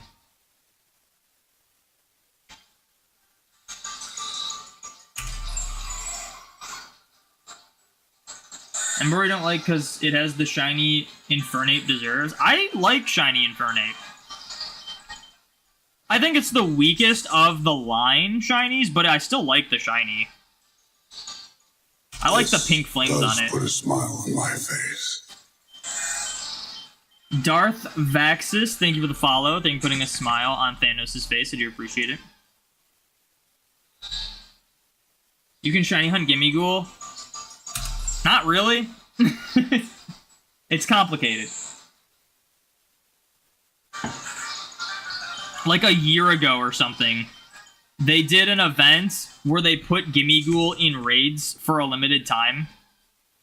And only the 5-star Gimmighoul grades had a 1 in 4,100 chance to be shiny. And they don't sparkle, and it's a subtle shiny. So you have to travel around Paldea looking for specifically tier 5 Gimmighoul raids, because the tier 3 and 4 ones are shiny locked. And then you have a full odds chance to find the shiny, and it's also hard to tell because of the terrestrialization effect, and it's a subtle shiny. So yeah, it's really hard, and that event's no longer going on, but some people still have it if they just never connected their save file to the Switch. I am one of the, or save file to the internet. I am one of those people on I think my secondary Switch. Actually, I think it's my primary Switch on Violet. I have, the Gimmighoul event still going, but I've never even attempted to hunt it. One of the worst ways to make a shiny huntable, in my opinion.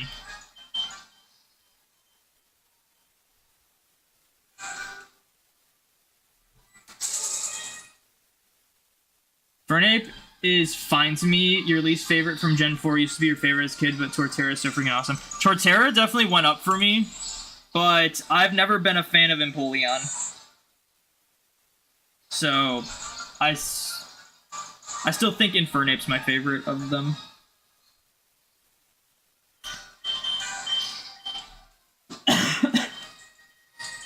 Speaking of Empoleon, shouldn't it technically be pronounced Empoleon?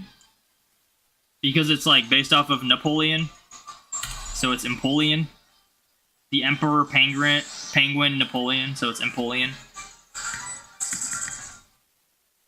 Ever think about that? I always think about some Pokemon pronunciations that some people that may have just been pronounced wrong to start, and it just stuck with it. Like Crawdont. Crawdont's based off of a crayfish. Do you want to know how they spell crayfish? C-R-A-W. Begs the question. Is Crawdont actually supposed to be pronounced Cradont? Who knows? You've never liked Yungoos? That's probably your least favorite. That's kind of a valid one, honestly. Especially Gumshoes. For obvious reasons.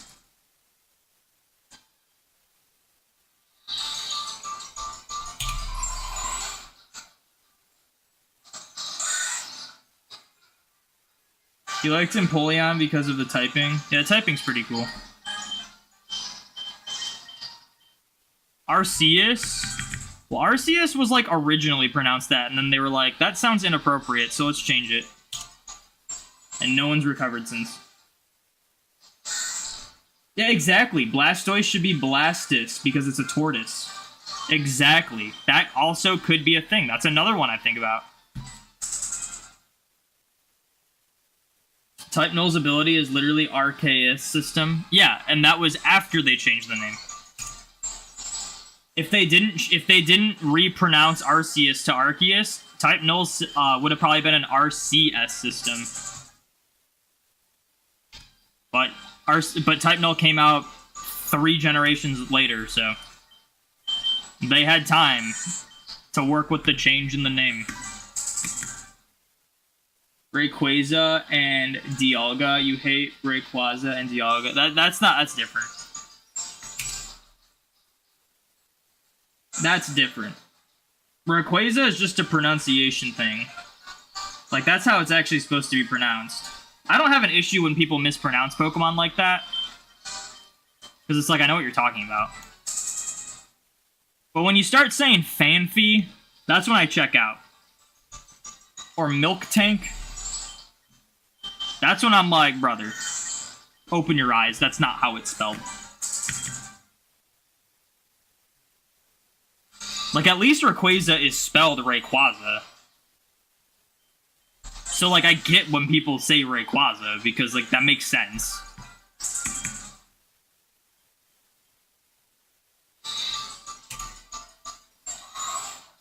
Some people say Jengar. I've never heard anyone say Jengar.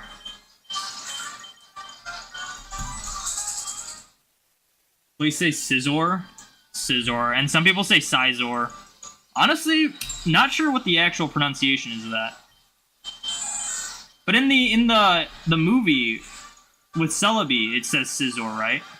It's like Scizor, Scizor, Scizor, Scizor, Scizor when it's like doing the double team.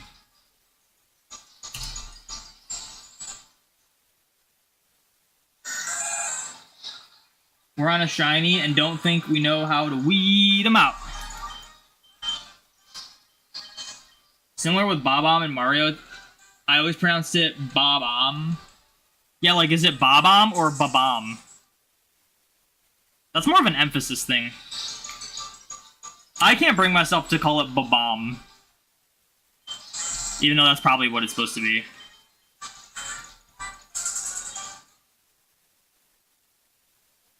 Only 3 Pokemon pronunciations bother you. Rayquaza, Dialga, and Hydreigon. Wait, how do people say Hydreigon? You sure it's not Xvilus? Because everyone pronounces Xvilus wrong. But again, that's just how it's spelled, so it makes sense when people pronounce that wrong. Never make fun of someone mispronouncing a word because that means they read it first. True. No, you make fun of them when they read it incorrectly. That's what I'm making the point. When people start saying Milk Tank, they're just reading it wrong. Hydreigon. Oh yeah, I guess I do hear people say that.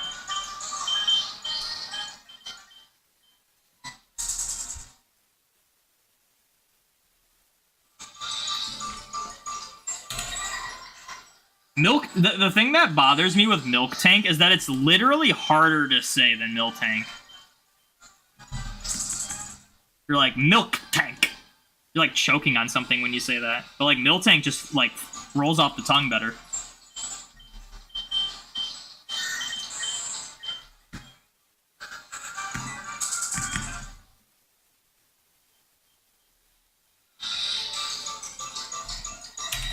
But man, so many people say Fanfy. Believe it or not, there is not an H after the second P. It is indeed Fanfy.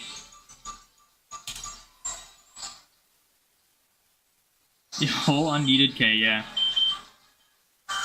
I get when people would like assume that's how it is, but like it is hard to not only say but hear when people say it like that. That's probably the worst one. Because at least Fanfy, even though it's not how it's spelled at all, at least that one doesn't sound like it hurts to say.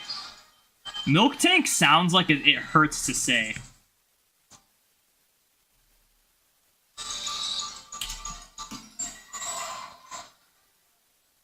Like Supreme Arcanine used to say Giratina. Shiny Giratina! It's a classic. I think when I was a kid, I used to say Giratina. And then I saw the movie with Shaman and Giratina, and I was like, oh, it's Giratina. Dude, when I was a kid, there are actually so many hilariously mispronounced Pokemon that I used to say. I used to call Illumise Illumice. And then, oh my gosh, the worst one was Chimecho. And this one took me a while to like realize. I like heard someone say it, and it was just like my mind was blown. I used to call Chimecho Chimicho. And then someone said Chimecho, and I was like, oh my gosh. That is 100% what it's called. Speaking of pronunciation and enunciation, does orange have one syllable or two? Technically it has two. It's orange. But most people just shorten it. Throwing bait. It fled. I just failed a non-shiny sand slash. So sad.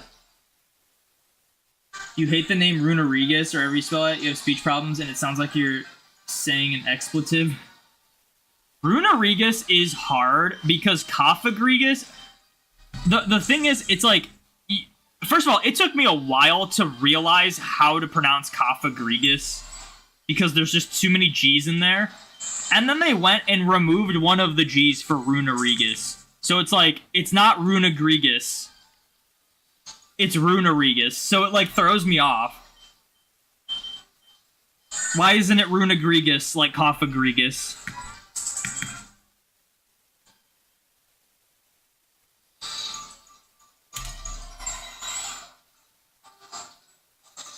Used to say Chimicho. Yeah, Chimicho, the best way.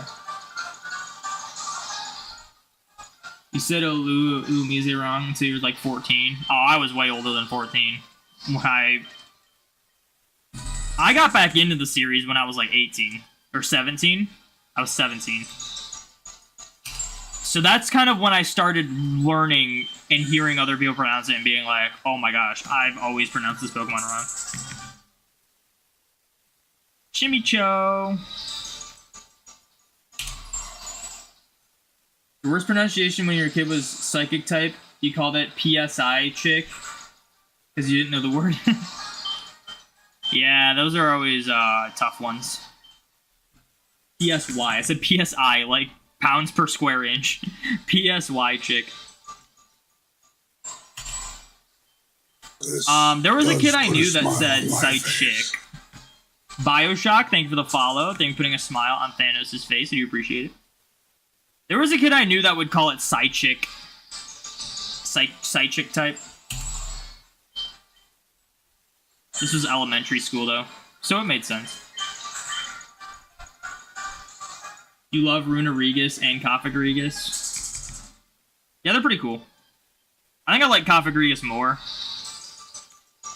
Dude, that was one of those Pokemon from Gen 5 that I actually didn't like at all when I first saw it. And then I eventually decided I really liked it. Sometimes you just need to, like, look at a Pokemon long enough and then, like, appreciate it. The like, freaking, like, the black, like, cell shading on it is so cool.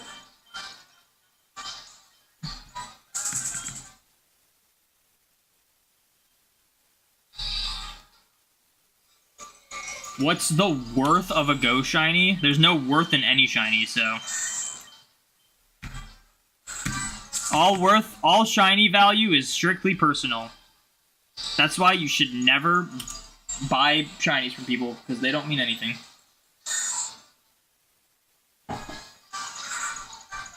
You stop trying to learn Gen 8 and 9 Pokemon names? I think Gen 7 has the weirdest Pokemon names. Type Null. I think Type Null is the weirdest Pokemon name. I think it's even weirder than the Paradox Pokemon names. Type Null. What are we talking about here? That's not a name.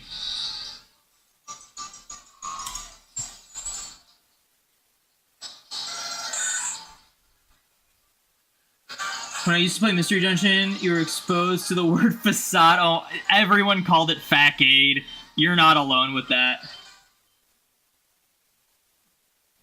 Everyone called it Facade.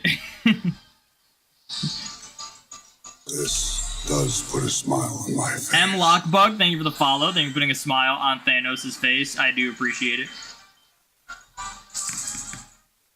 Friends used to call psychic type physical type, which is like arguably the opposite thing of what it is.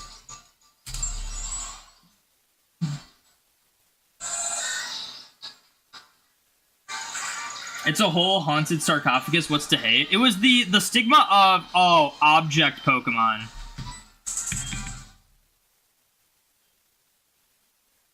But it's cool. Actually, low-key, most of the object Pokemon are pretty cool. When people use the whole, like, object Pokemon as, like, Game Freaks running out of ideas, it's kind of a bad, like, example, because a lot of the object Pokemon are actually pretty cool. Like, the Honedge line, the Chandelure, Cofagrigus, what's another one? What are like modern ones?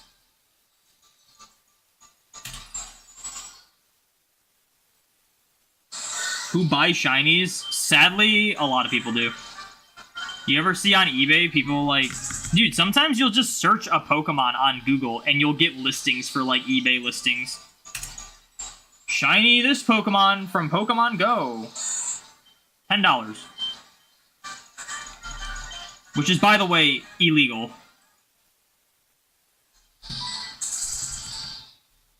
Klefki is your least favorite Pokemon. Klefki is one of the not so great object Pokemon, I will say.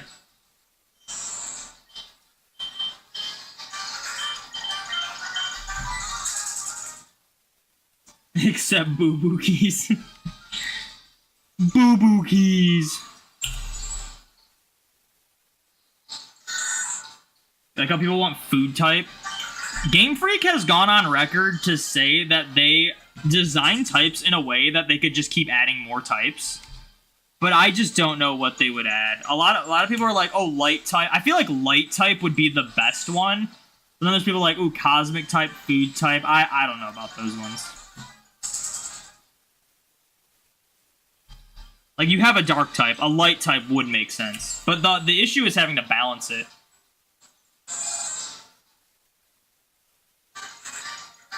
Plus, Gemma gave us a Pokeball and the Pokemon and Upside Down Pokeball. The Pokemon. Yeah. I've grown to like Voltorb. I like Electrode Cantonian. I've grown to like that one a lot more. And then I really like Hisuian Voltorb. Sometimes it's about the personality, and let me tell you, Electrode, Kanto Electrode, and Hisuian Voltorb have some personality.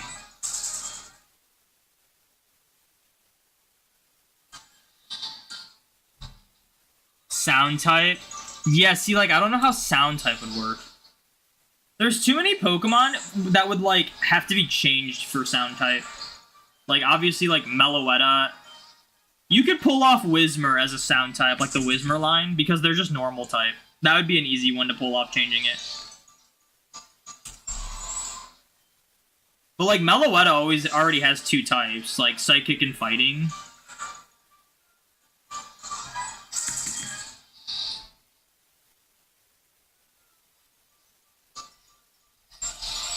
Boo-Boo Keys is also a calm and collecting joke. Wow, that was hard to read for some reason. Whoa, let me hit my camera. I was thinking about the Boo-Boo Keys thing from SpongeBob. I forget the context though. But there's just one guy who's just like, Boo-Boo Keys. I think it was like SpongeBob trying to like convince people that like they had stuff that was valuable to them. I forget what the whole like thing was. And then they started like all the fish were like pulling out objects that were valuable to them personally, and one guy's like Boo-Boo Keys. And it's just it's just kind of very random, but it's funny.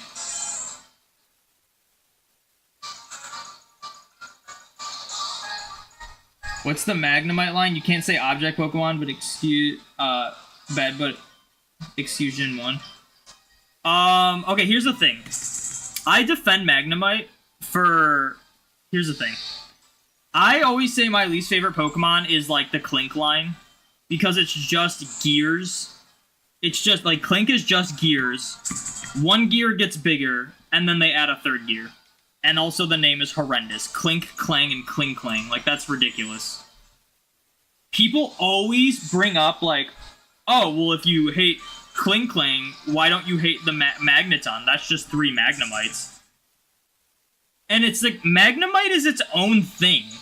Like, yeah, it's magnets, but it's like magnets together to make its own entity. Like, it's its own design thing.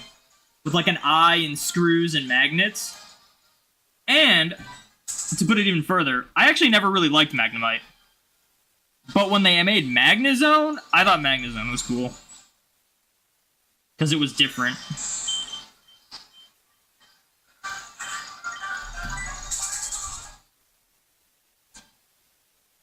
Oh, it's the Bubble Buddy episode?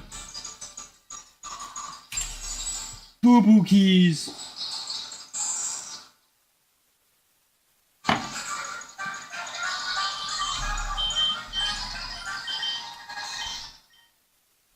Okay, I'm gonna take a quick break. I'm gonna do one more encounter. I'm gonna take a quick break because I gotta stop recording and I gotta get more water. So I will be right back. Where'd my recording go? There it is. That's there. Alright, I'll be right back.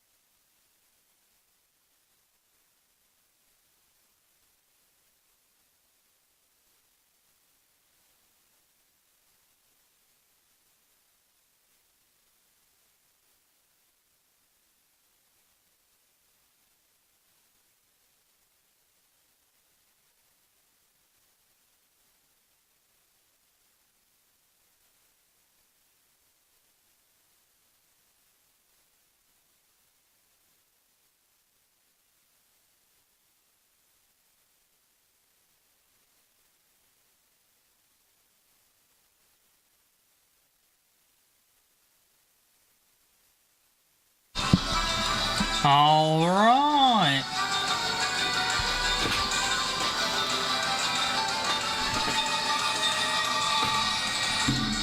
Game Freak be like, next I'll use this polymerization card to fuse my already fused magnets together and fusion summon Magnezone. But at least the Magnezone is like cool looking, and there's like the middle one is like this monster thing. Kling Kling just adds a third gear, you know?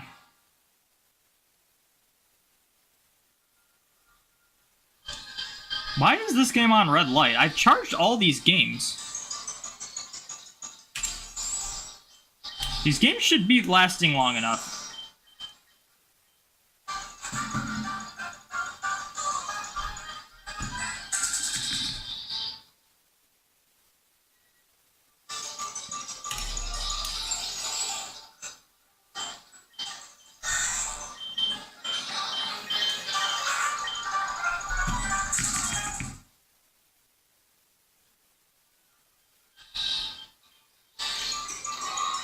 I need to get a new Game Boy charger. I have this like crappy third-party one. I used my official one for that game, so I don't know why it's on red light. These games should realistically last like 4 hours plus. And I've only been streaming for 2 hours, and this game is on red light, which is kind of an issue. I wonder if it just didn't charge. I did have issues charging this before, so maybe it just didn't charge properly. And now I'm going to have to plug it in, and it's not going to work well. We actually might be able to do this. Hold on. Let me see if I can do this. No, that's not going to work. Well, I guess, I mean, I can have the systems over here.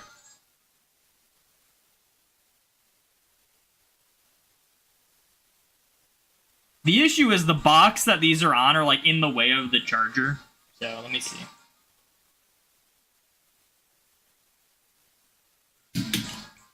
I gotta put my hat back on, too.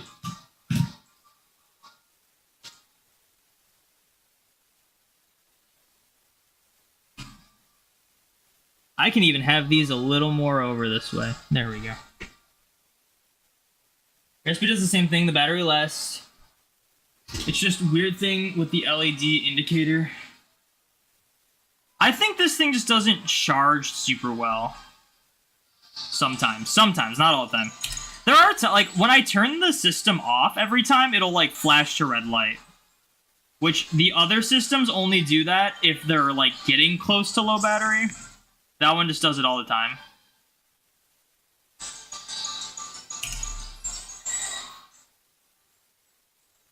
Yeah, we got Krabby. I don't think the battery life is shot, because it, like...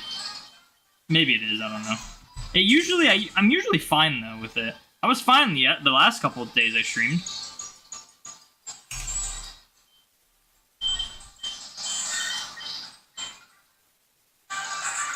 Woke up early, did some encounters, took a break, and took a nap, ready to safari hunt again. Nice.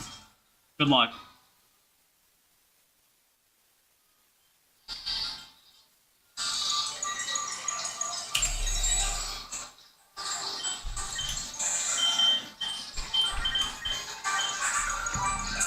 Oh, throwing mud at Cubone. It fled?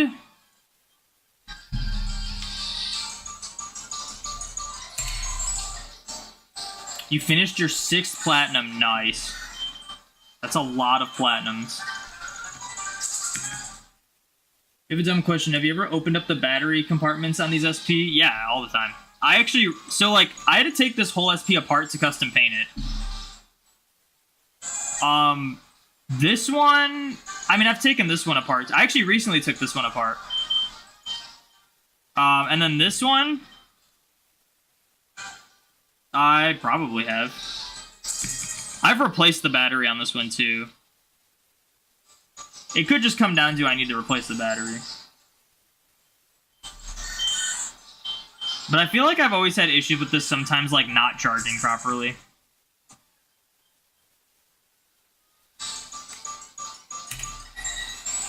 I want to have all of them to have national decks so you can hunt Arbok. Yeah, we were saying that was like one of the only like cool things in Great Marsh. Like, there's some cool things in Great Marsh, but they're all like rare. Like, if you hunt Great Marsh, you're mostly just going to be seeing B-barrels and moopers. Custom paint, why is good replacement shells? Because I'm an artist and I wanted to try custom painting it. And also, you can do more than what custom shells have.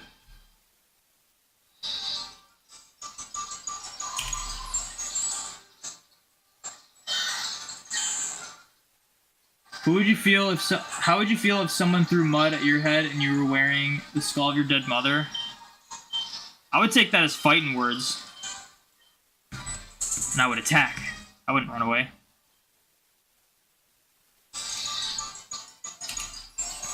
Cubone is such a funny Pokemon.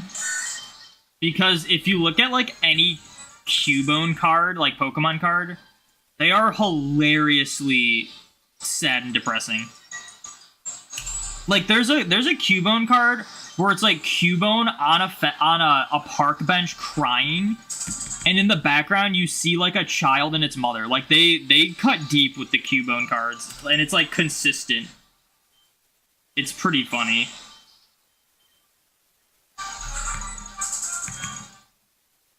Is the other body of the SP screen is not symmetrical left to right? Once noticed that too and can't unsee it. On all of them or just one of them?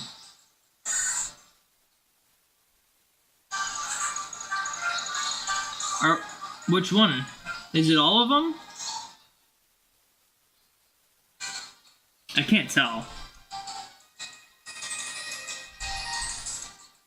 Yeah, I'm not sure what you're referring to. I can't really tell.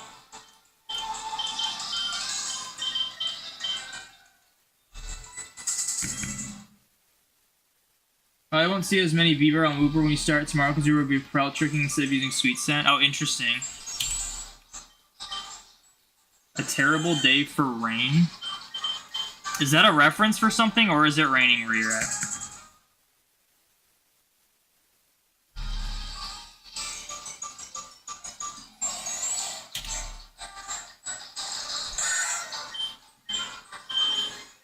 Oh, I gotta put my hat back on. I'm forgetting about this thing.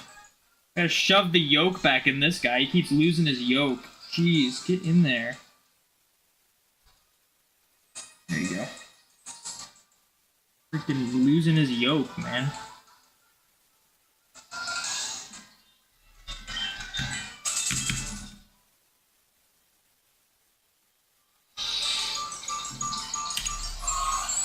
Dude, a Venonat would be honestly the coolest thing. Low-key, I say like I just want anything that I can get here, but like Venonat and Nidoran female, probably top 2. Venonat would complete the line for me. It would also be another reclaim in the Safari Zone. Nidoran, I'm just super due for one, and I feel like I definitely deserve to like have the line completed. So I think my capture card's a little delayed. Let me... Hopefully stream doesn't crash. I'm gonna say this every time I do it, because there was one time... Actually, I'm gonna stop recording. Maybe, like, recording might do it. There was one time I refreshed my Elgato, and it crashed my entire computer, and it was when I was live.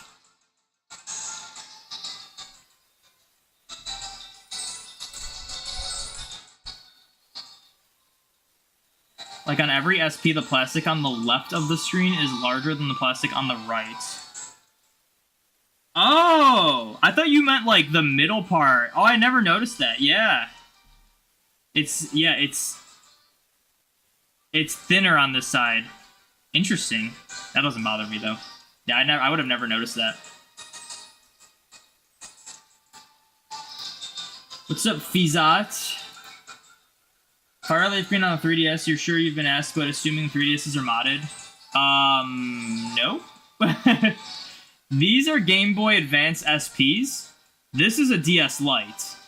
These are Heart Gold Soul Silver, which are DS games. So, no, none of them are modded. And all the systems are running the games that they are capable of running normally.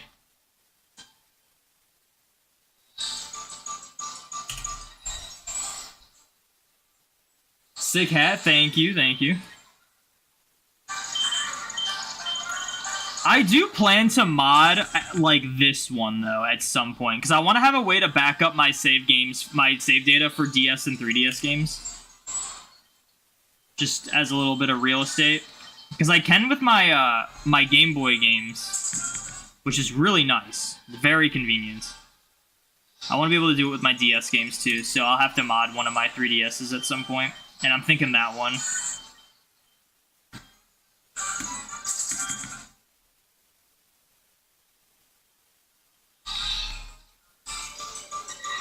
You can see the Heart Gold or Soul Silver in Dom's new 3DS XL. What do you mean you can see it?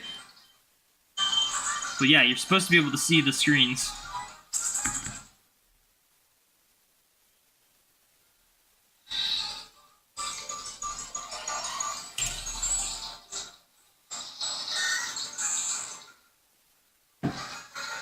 Oh, the cartridges? You can see it on this one, but also, like, it's just black.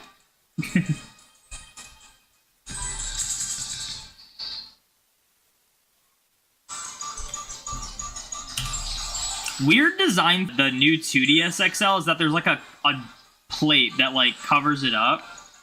And it's like kind of annoying to take off, but the cartridge is like under here. Kind of inconvenient. Don't know why they did that. Maybe to make the game a little safer, I don't know. I've never had an issue. Crash? What crash? Like that's what that protects it from? Does put a smile on my face. Moonlight C. Bill, thank you for the follow. Thank you for putting a smile on Thanos' face. I do appreciate it. None of the devices currently on the market work for saving DS games. What do you mean? I personally don't have a means of backing up my DS games.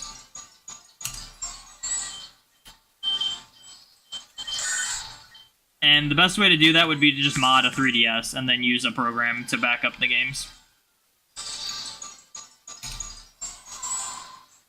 My stream crashed a little? No, it didn't. That must be a YouTube thing because I haven't even dropped signal at all.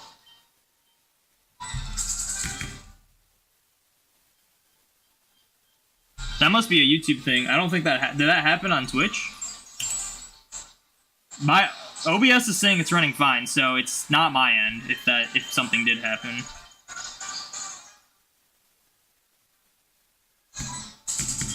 Oh, that's weird, because if it was happening on Twitch too, that is really weird, because I haven't gotten any indication that my stream is, like, lagging. But, I mean, it's fine. Unless I just missed it, and it was for, like, a split second, but I normally notice that.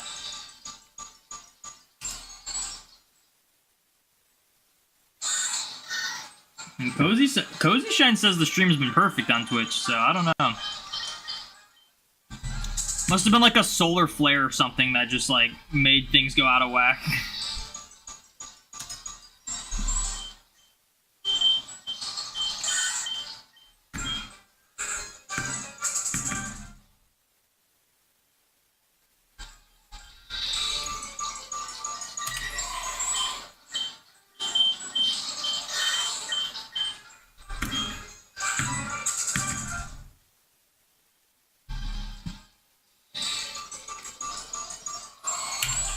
Guys, this might be our longest phase for Safari Week so far.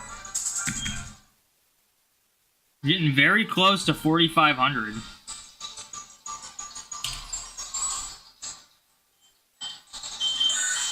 Which I'll have to soft reset at 4,500.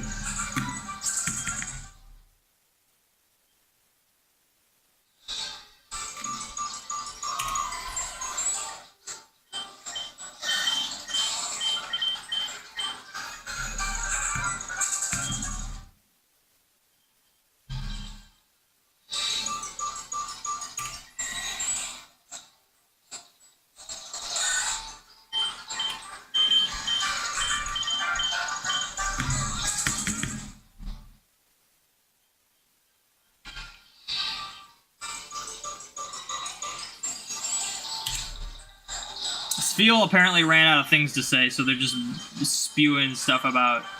They're in their own little world thinking they're funny.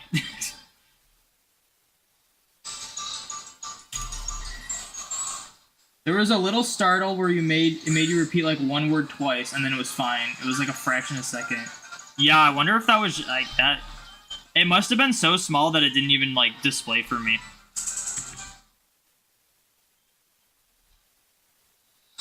It froze and the audio cut out for like 2 seconds. This happened like 2 or 3 times, but it hasn't happened. Okay, if it happened 2 or 3 times, that's definitely your end. Because everyone else saying it happened like once for a very short period of time. I made the bad joke. Wait, what bad joke? What did I say that was a bad joke?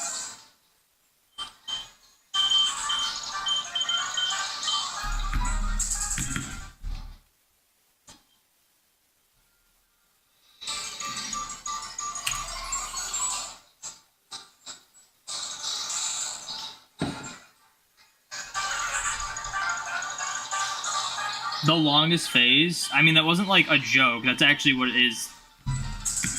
That wasn't like intended to be a funny joke. I'm just pointing out that this is gonna most likely be our longest phase so far.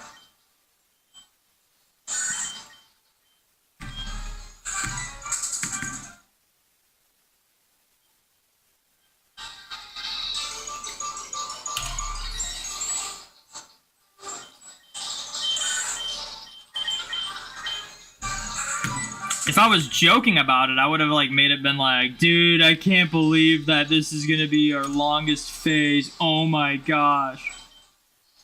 But I was just stating that this looks like it's gonna go farther than the last phase.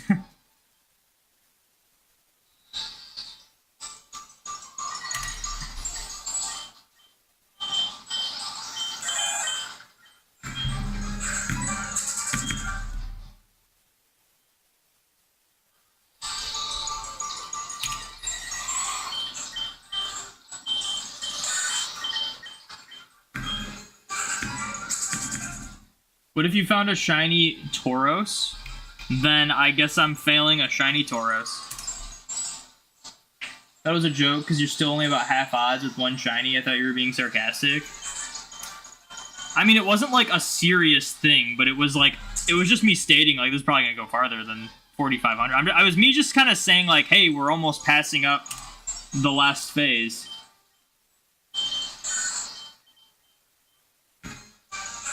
Wasn't like supposed to be a joke.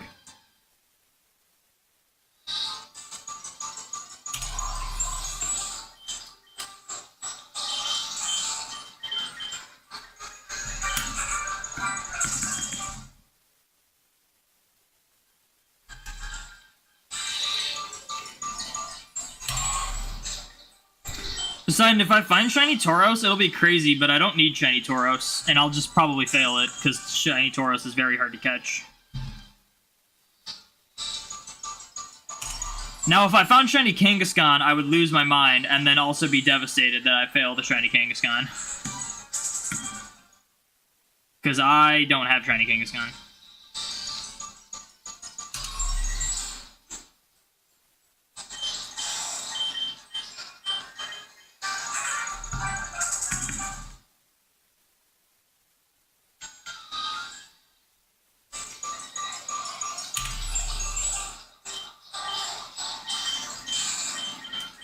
But I'm not, like, targeting anything that's, like, super rare. I'm not one to target, like, super rare things, especially in the Safari Zone. If I want a shiny Kangaskhan, I'll just hunt it in a game where it won't run and is a little more common of a spawn. Which, if I'm being honest, I actually have no idea where Kangaskhan... I know Kangaskhan shows up in the Isle of Armor. I don't know what other, like, older games it shows up in. Kangaskhan. Where's Kangaskhan show up? I am curious, because that is a cool shiny. Like, it'd be a cool one to get. Oh, I totally missed where it shows up. What do we got? Rock Tunnel in Gold Silver Crystal. Is it common, though?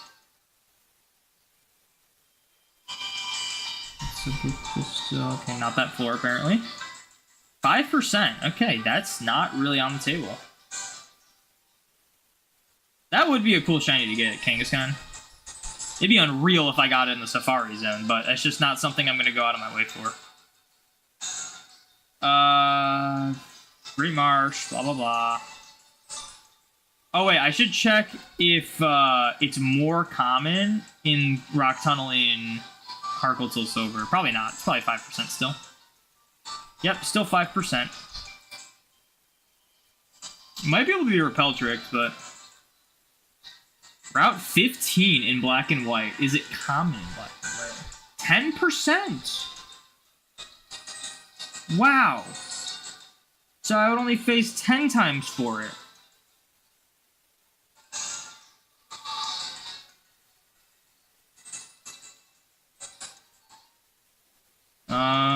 Glittering Cave. Can't imagine this is gonna be, like, realistic. 5%? Who the thought? Man, Kangaskhan just a rare Pokemon, ain't it? It's Wella Volcano Park. Let's see what we got here. Kangaskhan, 1%. But it can be called in from Cubones.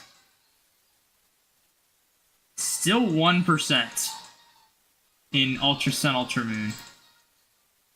I think this is why I was considering,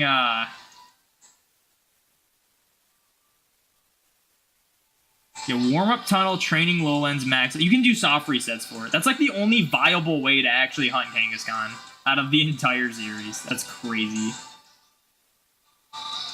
10% Great March. Yeah, but I don't want to phase 10 times, do on average 80,000 encounters, just to chuck one ball at a Kangaskhan and have it run, you know? That's not me.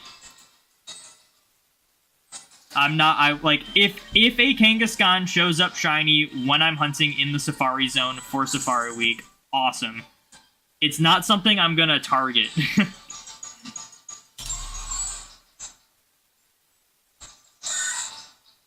Kangaskhan isn't too bad to hunt in Let's Go. I'm talking full odds, and Let's Go's kind of a not great game for full odds hunting, unfortunately. Even though I might try it for Dratini. Best shot's probably Let's Go. I think my best shot's probably Sword and Shield, actually. You can do resets for it.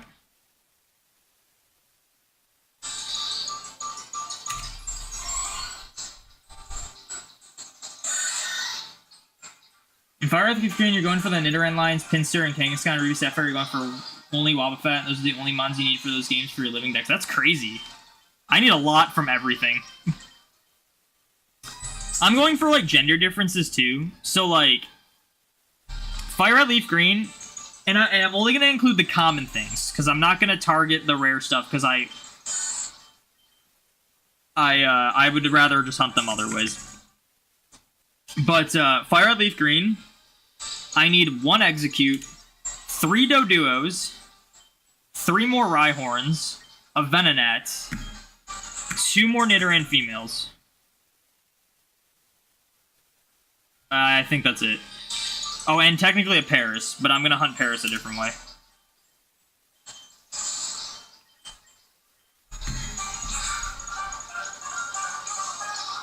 In, Ruby, Sapphire, Emerald, I need, like, literally everything that it shows up in those zones. I need so many Oddishes still. I need Pikachu. Natu. Like, I need all of them.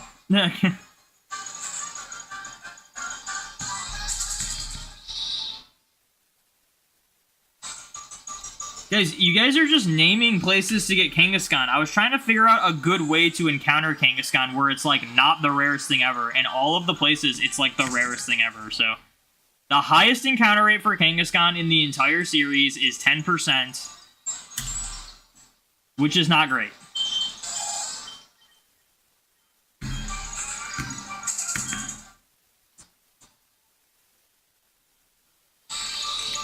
So yeah, if I hunt Kangaskhan, it'll probably be Sword and Shield.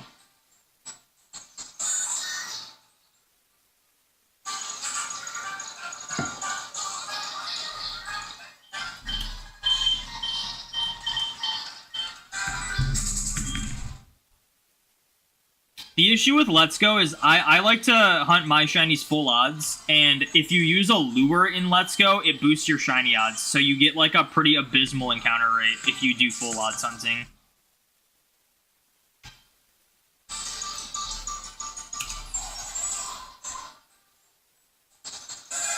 Pikachu is easy radar channel. Guys, I'm saying full odds. How many times do I gotta say full odds before you guys realize that I intend to hunt things full odds? Trophy Garden is good for Pikachu, though, if you just run static. Pikachu and Pichu are like most of the encounters in the Trophy Garden if you just lead with a Pokemon with static. That's definitely something I'm considering. But no Poke Radar.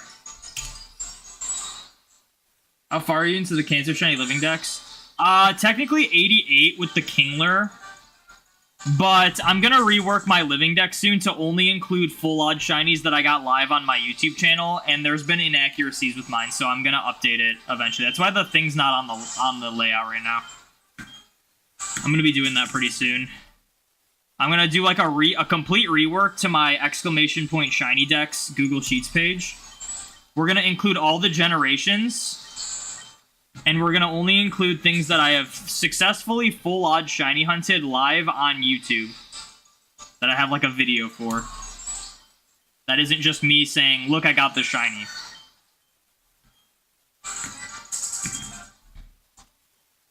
Because that's just how I want to do it. This rain's horrible? Wait, what? It's not raining here. Must just be in, like, Lansing.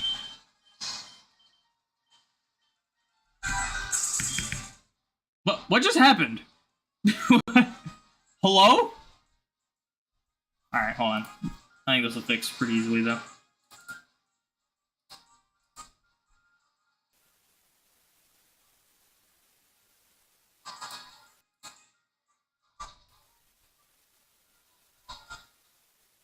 Around about the 50th time, will y'all understand by then?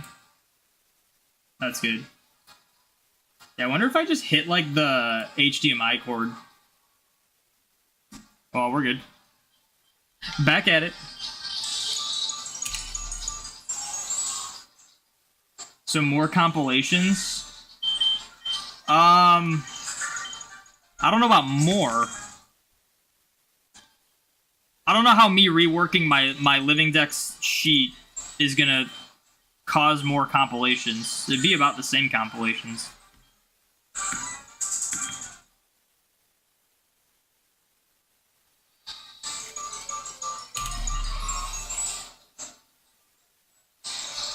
Yeah, OBS said nah. I think it's my Elgato.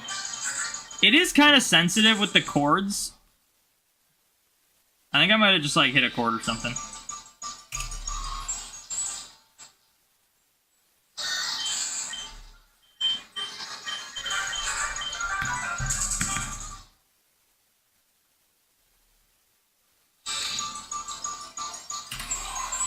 But yeah, like, just a quick, like, insight on my, my Living Dex, my shiny Living Dex. Stuff like, alright, things that would, like, not count anymore would be, like, Jigglypuff and Wigglytuff. I did not get either of them full odds, so I'm, like, not gonna count those anymore. A lot of them are just Alolans and Galarians and what, like, regional variants. So, like, I'm not gonna count Galarian Meowth because I got that with Shiny Charm. Oh, Abra's a big one. I technically have all the Abras, but the female Alakazam I did not get live. That was one of my old school shinies. The male Alakazam I got with Shiny Charm, and then the female Kadabra I got with Poke Radar. So, like, I'm not gonna count those. And then, like, Galarian Slowpoke, Slowbro, Galarian Farfetch, like, none of those are gonna count anymore. Now I'll just have to rehunt them.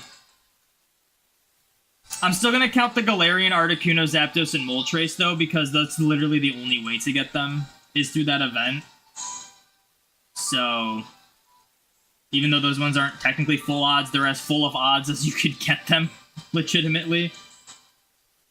But yeah, I think that's, like, pretty much all the changes that would be made. So it'd be only removing mostly regional variants, and then, like, a couple of the Abras. Technically, so like in terms of dex numbers, it would only remove one Abra because I still have a full odds Kadabra I got live, and then it would be removing the Jigglypuff and Wigglytuff.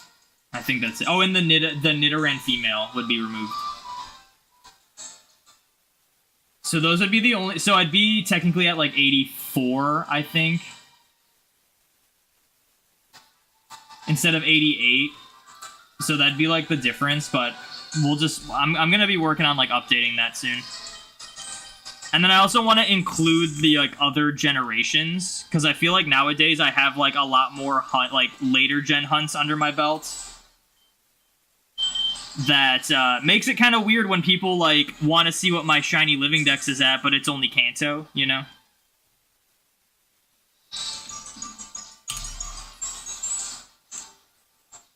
Mike Breaks, thank you for the shiny luck.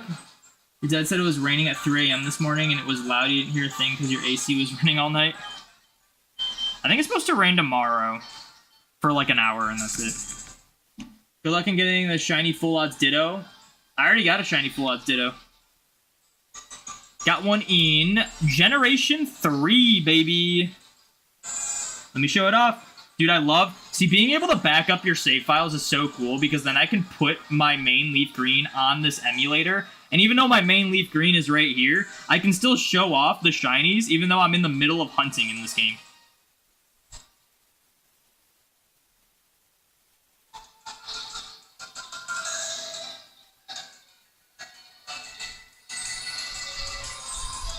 There's Ditto!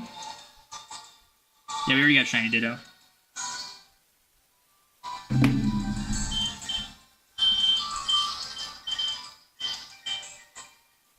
Ditto was actually a face. I was actually going for Venonat. Believe it or not. The goal was to get a Venonat, and I got a Ditto super fast. It was when I was hunting for Torkoal. I had just had, like, my longest shiny phase of all time being 30,000 for a Geodude. And that was, like, really tough for me. So I was like, I need a break from Torkoal. I'm gonna do one phase in Fire Red Leaf Green. And literally the next day I got it. It was, like, it was the shiny Ditto after, like, 1200 or something. Like, it was very fast. And I'm like, I guess I'm done with my break. Back to Torkoal. Interesting nickname on Ditto, yeah. It's like Mr. Meeseeks.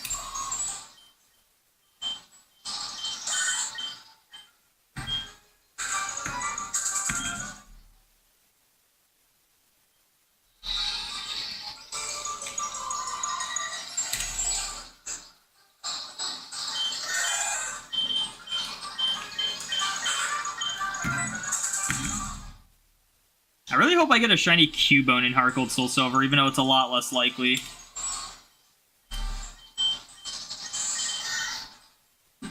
That's, like, why I want it. There's so many ways to shiny hunt Sandshrew and Sandslash that, like, Cubone's kind of a hard one to find.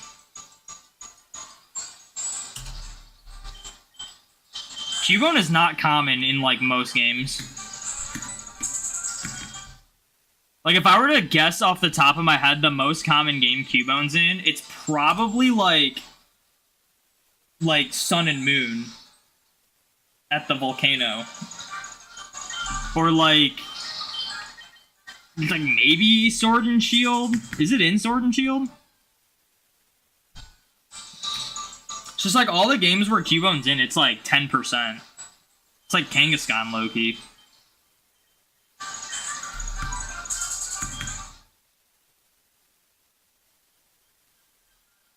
I ding-donged with one encounter left. Alright, well, I'll just do one more encounter on this game. There we go. Time to reset.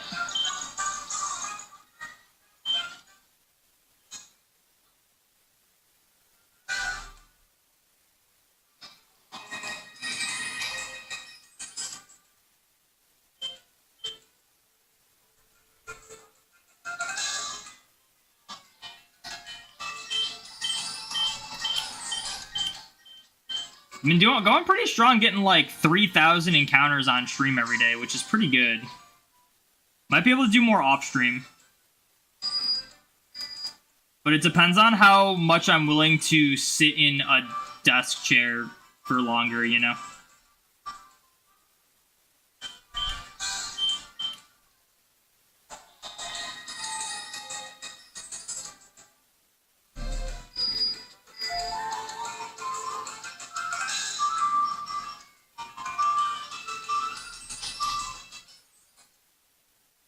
Even with 1 in 40, 96 full odds, hunting takes time. Yeah.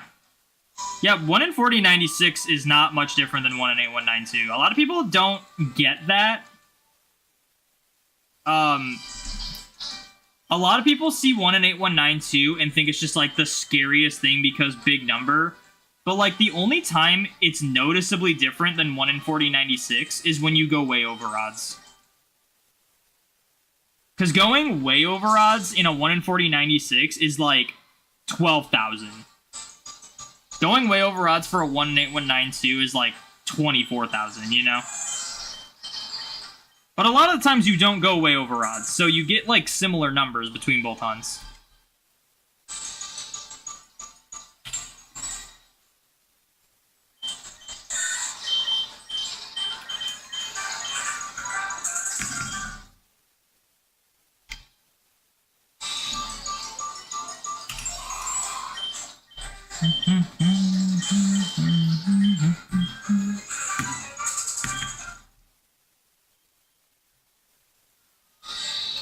And at the same time, like, even 1 in 1365 hunting, dude, I've had some long 1 in 1365 hunts. My authentic Synesty was 1 in 1365. It took over, like, 5,300 encounters of, like, just Synesty to find a shiny one. That'll probably be, like, forever my longest 1 in 1365. In Scarlet and Violet, you have a couple shinies you don't even hunt for. Well, like, I could probably... Well, yeah, full odds. Hunting every shiny full odds, even in Scarlet and Violet, definitely an undertaking. But yeah, like, Gimme Ghoul. Gimme Ghoul is kind of one of those hunts that, like... It's something that sounds cool, but it's, like, so hard that I don't know if I'd ever get to it.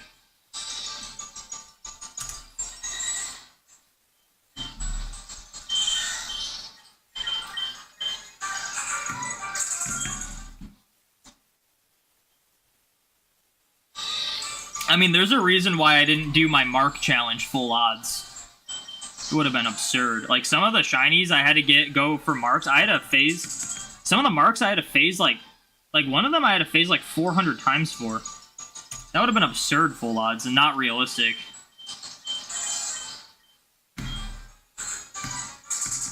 They were just there. He wasn't even hunting at the time, just trying to progress in the story. Yeah, I mean, that happens a lot in Scarlet and Violet. My first 2 playthroughs of Scarlet and Violet. My first playthrough, I think I found like 5 or 6 random shinies. My second playthrough, I found like 3. All full odds.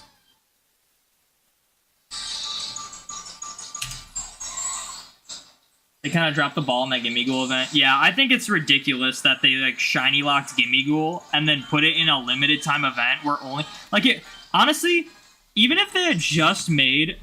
the tier 3 and 4 raids have a shiny chance, that would have made it a lot better. But, like, the idea of, like, think about, like, Sword and Shield's raid events. Sword and Shield's raid events were Pokemon you could already shiny hunt. It was just, here, for a limited time, you can find this shiny a little more frequently if you do these raids. Like, that makes sense. But Gimme Ghoul was like, alright, for a limited time, you have your only opportunity to find this shiny. And it's also not easy at all. Have fun! Like, it just is kind of a very weirdly planned. I'm convinced that it was just a social experiment. They just did it just to see how people would react. Because, like, don't get me wrong, I like the idea of having, like, a crazy rare shiny to hunt in Scarlet and Violet, but, like, making it only, like, a 5-day event. Pretty bad.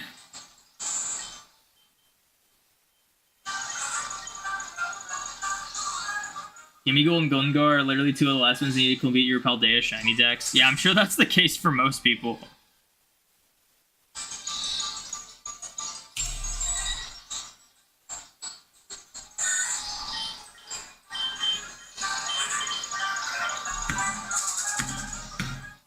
It really did feel like a lot of the events and stuff that they did for Scarlet and Violet were like real head scratchers.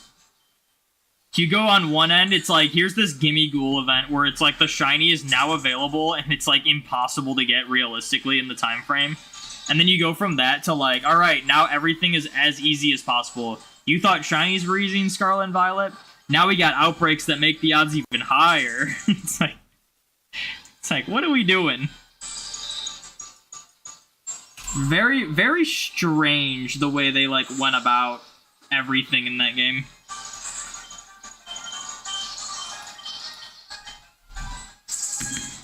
Could have been like a month event or raise the odds on higher end tiers. Yeah, like honestly. Or how about just Gimmighoul was huntable from the start? You do resets at the chest like spawn ones.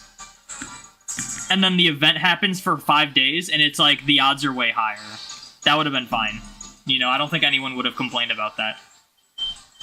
It just goes to show how much negative reception shiny locking has gotten in the last few years. Everyone's always hated shiny locking, but I feel like nowadays I've seen way more people be like really vocal about it. Which you just didn't really see before.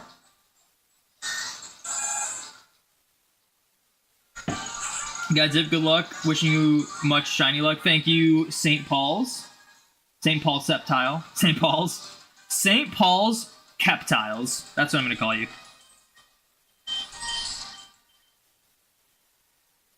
Yeah, no shiny legendaries. Good night, Thor. Thank you for hanging out. You were reading that one thread you sent you last night about good shinies being locked. Some people actually questioned Wu-Qian being a good shiny. Really? I was actually going to bring you up in chat earlier today because we were talking about... I think we were talking about good shiny. Or no, we were talking about hot takes. And pardon me for throwing you under the bus. But I just thought it was wild that you had such a hot take like that. But you felt like it was so normal. Like, normally when I have hot takes, I'm just like, yeah, this is probably a hot take, but you were in there like, you came in and were like, imagine thinking Wo-Chien is a good shiny. And I was like, what?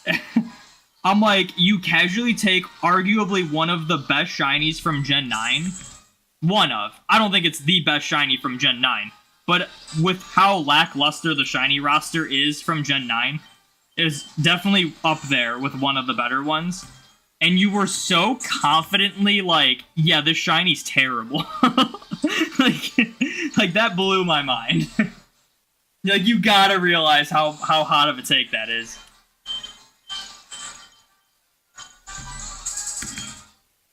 Like, don't get me wrong. Like, the shinies you, like, mentioned were definitely better shinies than Wo-Chien. But, like, Wo-Chien was definitely a good shiny. Like, the point was made about what that guy said on Twitter. Like, he took a few good shinies that were shiny locked and were like, why can't we hunt these?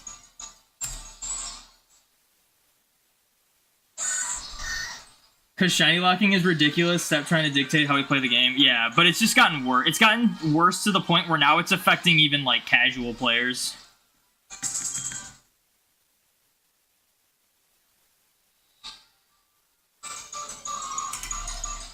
I actually don't think Xianpao is, like, an amazing shiny. I think it's good. Chi-Yu is definitely an amazing shiny. Yeah, the shiny locking in Gen 9 was a bit much. Like, we've all had... the shiny locking's been a thing since Gen 5. It's always sucked, but it's always been, like, okay, whatever.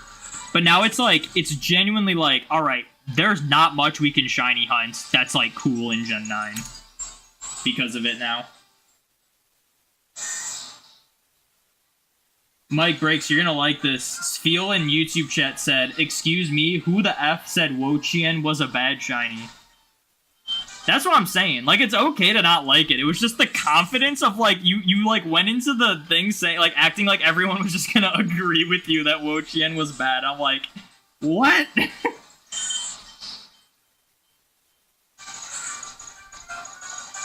You can't transfer from the mainline games to Pogo? Oh, wait, I missed... I was like, what are we talking about?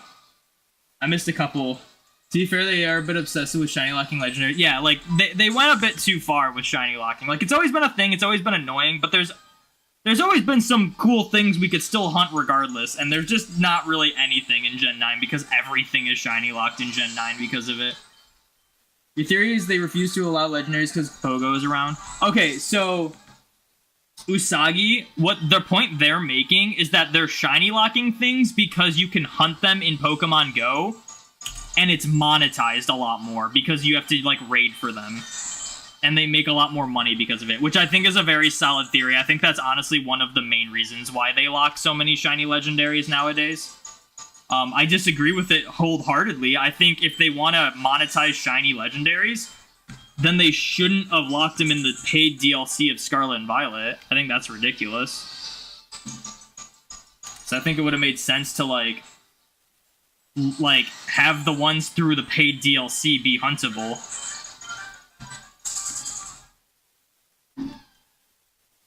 Alright, let me do something really quick.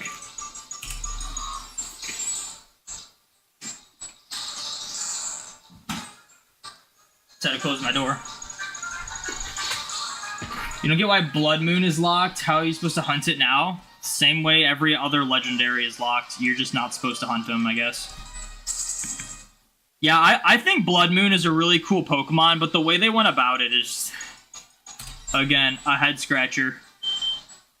They're treating it like a legendary and it's shiny locked, and it's like, it'd be cool if we could, like, evolve to get a Blood Moon Ursaluna and then hunt, like, a Teddy Ursa. Pogo's releasing shiny Celebi? Yeah, for anyone who didn't get it originally. I physically cannot get a second shiny Celebi. It's really stupid. They need to stop doing that. My shiny Celebi's awful IVs, and I would love a chance at another one. And they're like, nope, you can't buy this ticket because you completed the free one years ago. It's so lame. They did the same thing with Mew. It's ridiculous.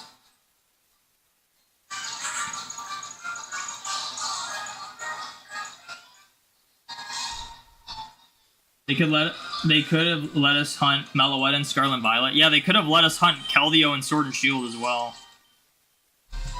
I don't get why, like, it's like, why are they shiny locking those ones? Like, if, at least distribute them at some point. They've never distributed shiny Meloetta or Keldeo. So why do we keep getting them locked? It's ridiculous. Like, is this Pokemon just never supposed to be shiny and no one's ever supposed to have them?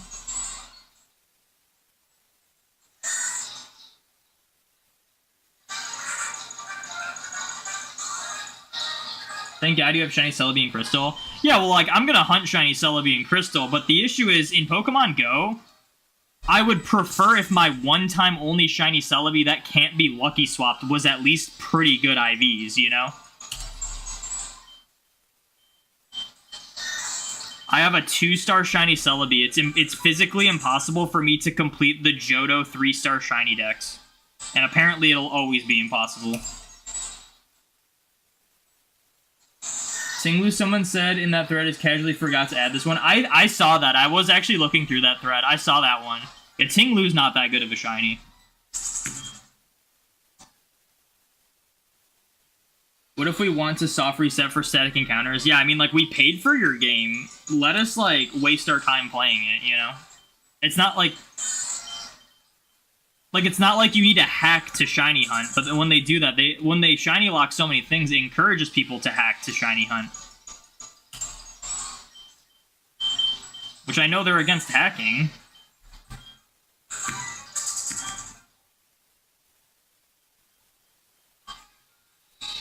Yeah, every single one of my one-time shiny mythicals from Pokemon Go have been really bad IVs. My Shaman and my Celebi are 2 stars. And my Mew and Jirachi are the lowest possible 3-star. So they're all terrible.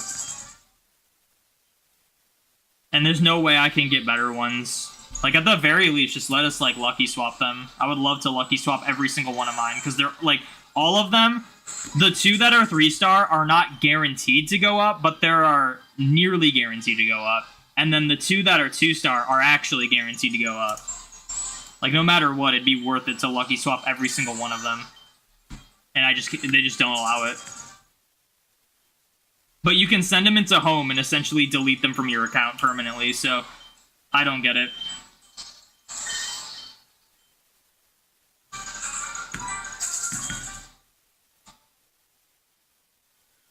Said to think Pogo will be the first way to get legit shiny mythicals. Only like Genesect, yeah.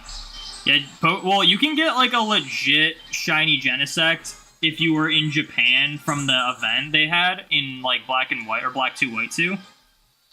But yeah, like I guarantee first time we get shiny Victini is Unova Tour.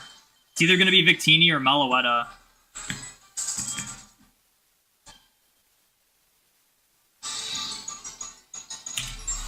Very sad.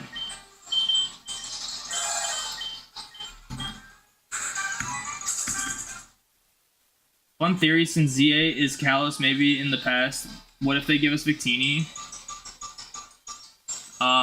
I mean, Victini is, like, from Unova, not Kalos, so that's... First of all, here's the thing. First of all, that's a huge stretch. Second of all, I guarantee every Legendary and Mythical is being shiny locked in Legends ZA.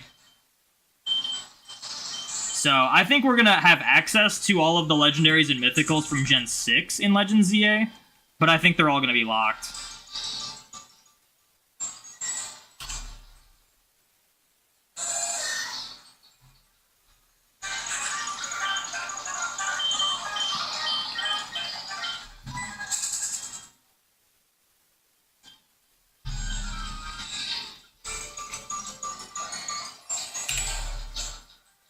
I honestly wouldn't doubt that. I don't think anyone should doubt it. I think it's a given. I don't even think it's like a weird theory that I have. I think it's a given that they're all going to be locked. A re-release of those that missed the Victini event back in the day isn't bad. Yeah, I mean, they'll do that for the Gen 5 remakes someday. But it still won't be huntable. That's what's sad, is like, BDSP... They did those faithful remakes, and because of that, nothing was, like, shiny locked in it, which was awesome. It was the first time we were able to legitimately shiny hunt, like, Arceus, and they were just, like, really cool shiny hunts we can do. The sad part is if they do Gen 5 remakes, those are the games that started shiny locking things, so even if they redid, like, the Victini event, it'll still be locked. Like, there's really no hope for those ones.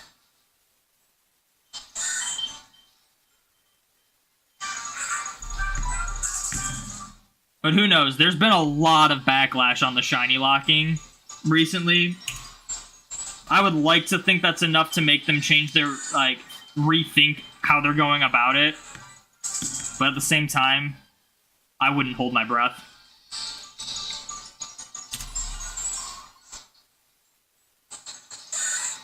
I hate that we're not getting any shiny legendary and mythical codes in the mainline games like we used to. Going in person for a Pokemon code or event felt really rewarding.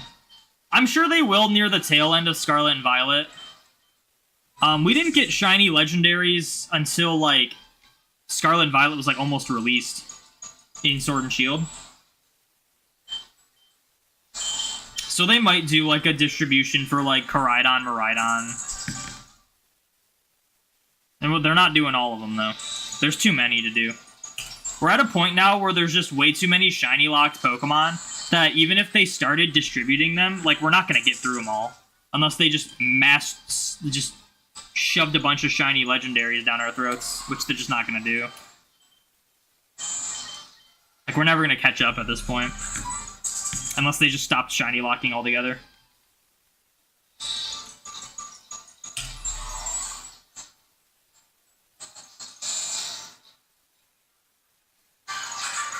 Yeah, if you really want Victini, go on eBay, get an illegal Victini that gets you banned. That's a good idea. The problem with Gen 5 and Victini is the dragons would be locked. Yeah, that's what I just said. Like, if they do Gen 5 remakes, you're still not going to be able to hunt them, even if they redo the events for them. Like, there's not really any hope for them. You want your shiny Cubfu? Yeah, that was, like, the most disappointing thing for me, was Cubfu not being huntable.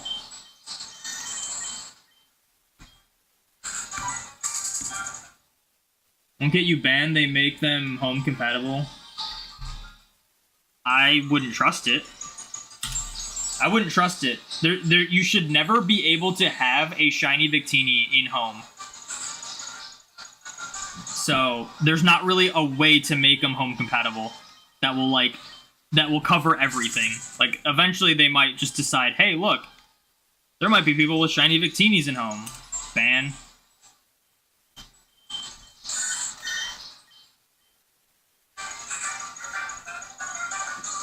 Oh, a regular one? Oh. We're not talking about regular ones. We're talking about shiny ones. Oh, if you're talking about regular ones, that's different. But also, don't buy them on eBay.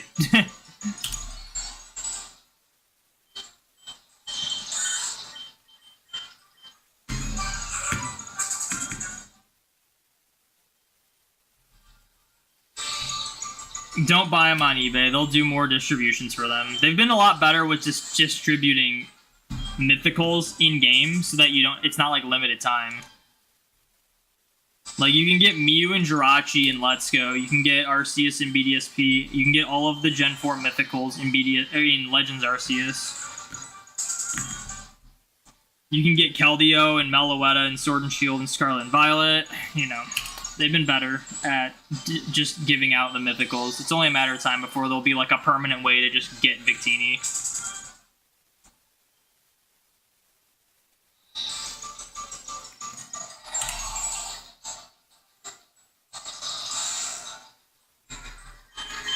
Never trust those eBay sellers. Guys, never buy a Pokemon off of eBay. No matter what it is. You not be that down bad to spend real money on a digital creature that is worthless. When there's gonna be a free way in the future to get it.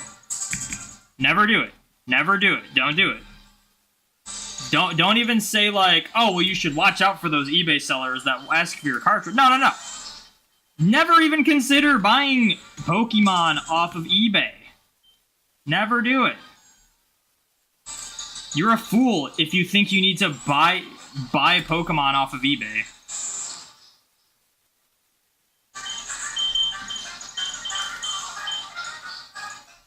No, just don't buy digital creatures.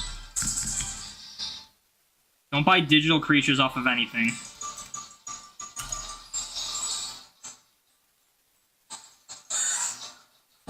Your Celebi isn't terrible. Max attack, decent defense, and decent HP. Yeah, mine's like almost the lowest it can be. People usually resort when they miss events. Yeah, and you're a fool if you do that. I'm sorry. You're not getting any mercy from me. You are a fool if you do that. The only thing I'll say is if there's like a code card or something that you want to buy, because that's actually a physical thing that will give you a mythical. That's a little different. But to just like buy the ability for someone to inject a hacked Pokemon into your game is just so that's pretty low. You never met anyone who bought a Pokemon in general? Well, I mean, we got Demon Chillin speaking the praises of it, so I'm willing to bet they've done it a few times.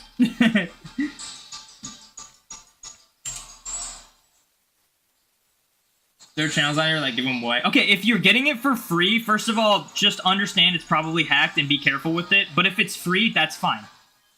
Like, don't be spending money on digital creatures that are hacked. Just don't do it. I don't agree with people giving away a bunch of hacked Pokemon on Twitch. I don't agree with that. But if you win a Pokemon on Twitch or something, like, that's whatever. Just make sure you know it's, like, not going to get you in trouble with the Pokemon company.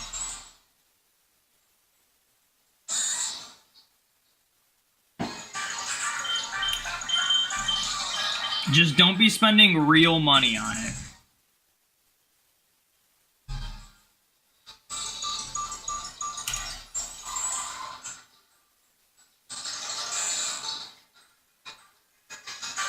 Pogo released paid shinies. The only difference is it's not legit. Yeah, well, okay. There's a whole thing to be said about how they monetize the crap out of everything in Pokemon Go. That's a whole nother conversation. But, like, do the official events. Don't be doing it off of someone from Facebook Marketplace or eBay. Because, yeah, I think it's ridiculous that they charge for these Pokemon, too. On Pokemon Go.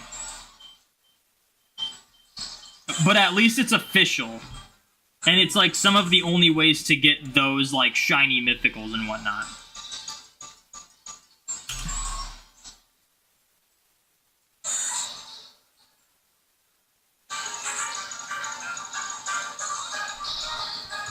What do you mean, oops, yikes? Did you just, like, say something and I'm not seeing it?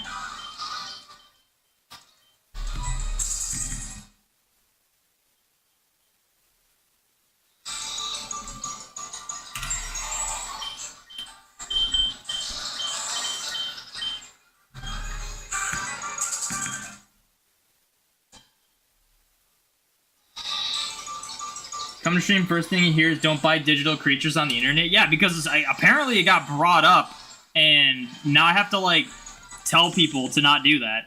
Because I guess people don't realize how stupid that is.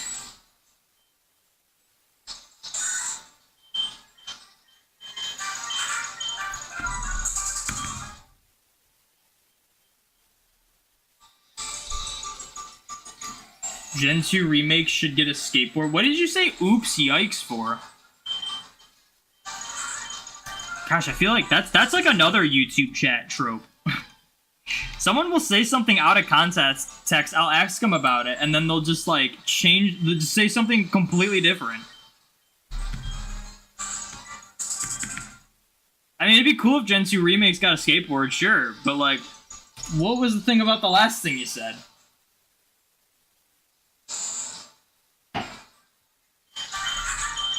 You guys are all crazy.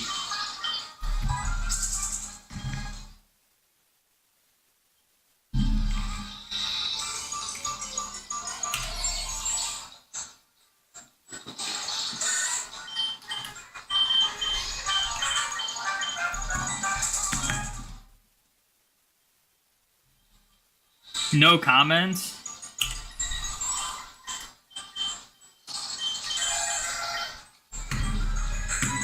Someone doesn't want to explain themselves. Can't be typing in chat and then being like, oh, well, actually. You actually can retract messages on YouTube. A lot of people actually do it.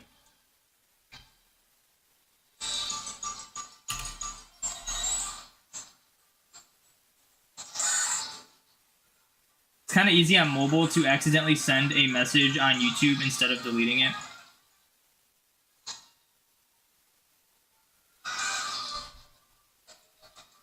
Mike Breaks, you're always crazy. You've always told me you're crazy. You're in politician mode? I don't even know what you mean by that. You're not talking? I feel like politicians talk a lot, though.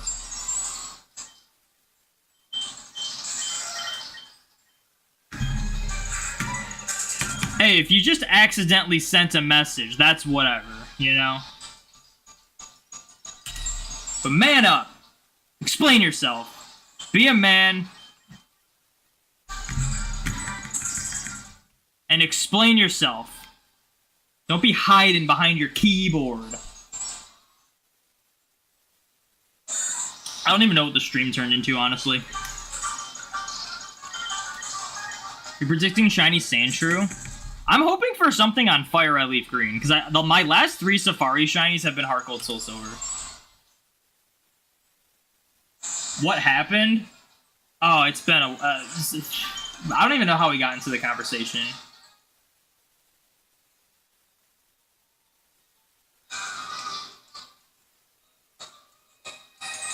I forget how we talked. We started with, like, shiny locking. And then it turned into someone was like essentially telling people to buy Pokemon off of eBay. And regardless if they were joking, when you're on the internet, you have to understand that people take things very seriously. And even if you're making an obvious joke, some people might not make it obvious. So even if someone was joking about saying like, oh, well, you can just buy Pokemon off of eBay, there's going to be people that see that and think, oh, that's a great idea. I should actually do that. So I was trying to like tell people to not buy Pokemon off of eBay. And then Pokemon Go got brought up again, and there's always some crazy thing to be said about Pokemon Go.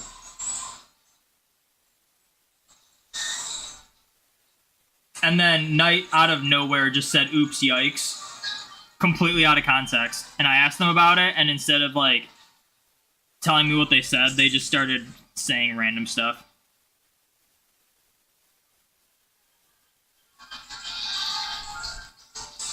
Out of my games, which one's drowning the most? It's definitely one of the Leaf Greens. I just got a shiny Dratini on this game, and then I got a shiny Krabby on this game. My last set of hunts in Fire Red Leaf Green were in both the mansion and the route with like the Meowths and stuff, and none of those were on Leaf Green. None of those shinies were on Leaf Green. The recent ones. So both of these Leaf Greens are pretty due. Like I got Growlithe on this game. I got like 2 Coughings between these 2 games or something. I got Meowths on both of these games. I got Ekans on this game. We got Muck on one of these games. Like, we just, like, yeah. Leaf Green hasn't gotten anything in a while.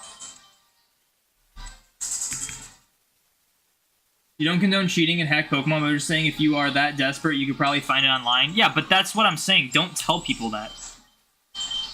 No one should be that desperate for a digital creature. Like, I don't care if you're joking or not. Don't tell people to do something that stupid and irresponsible. Like, at that point, just burn your money. You'll get the same thing. They're digital creatures that have no value. Don't be spending money on them. Especially because it's pretty much guaranteed they're hacked.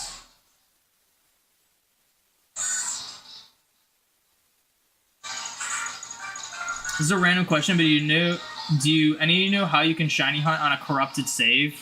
No, because corrupted save means it, like, doesn't load.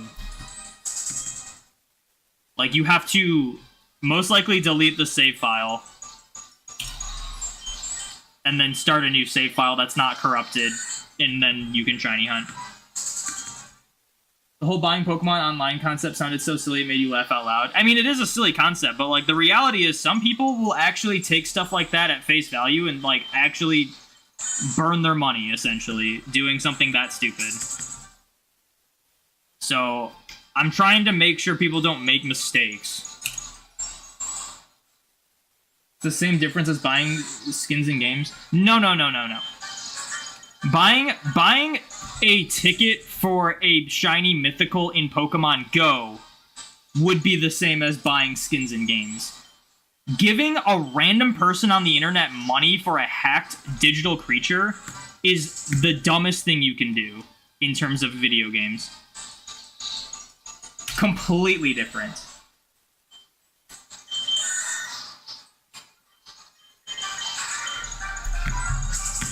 You are just getting scammed. You are literally electing to get scammed if you are buying digital creatures unofficially on a website.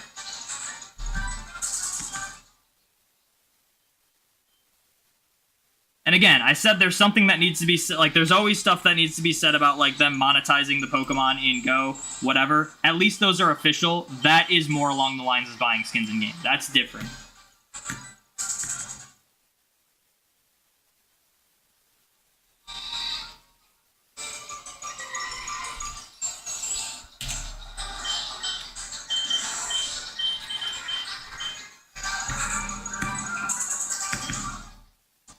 Since you've already lost all credibility with your opinions on Gen 5, you'll just say it. Dude, if you just start spamming crap about Gen 5 again, we're gonna have an issue. If this is a different thing, lay it on me.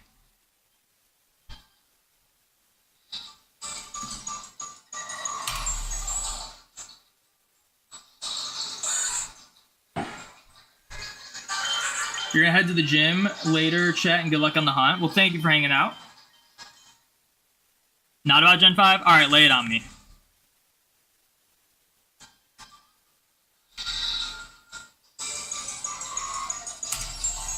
Is it another hot take? Hot takes are welcome.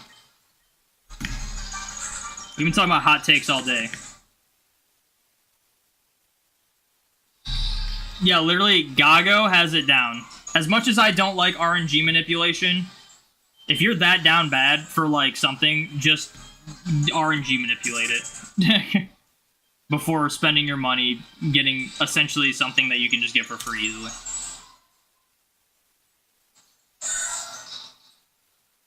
It's nice that you can hunt the Swords of Justice in Kyurem in Gen 5. It is very odd that you can hunt Kyurem in Gen 5. It does really make me think they, like, actually forgot to shiny lock Kyurem. Especially in Black 2, White 2.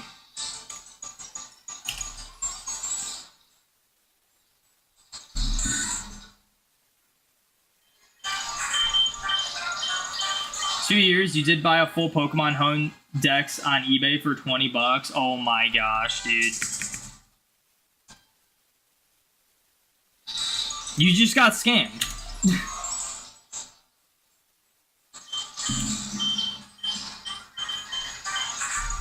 I bet you felt that was a good decision.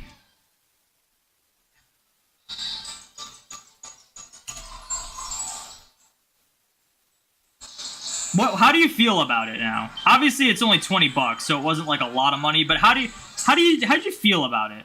Like after you did it? It felt great. You're lying. You are lying. I don't think I can. I don't think I can acknowledge anything you say in chat anymore. It felt great getting scammed. That's the thing, guys. Don't be telling people to buy Pokemon off of, like, random people online, because you're telling people to get scammed. Just don't be doing that. That's just bad.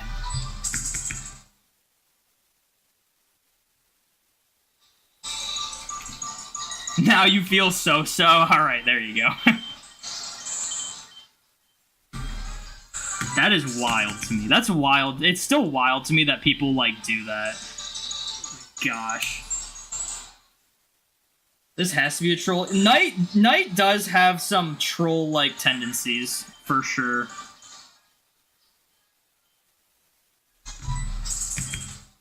We all spend money on things we shouldn't. It's not that serious. No, okay.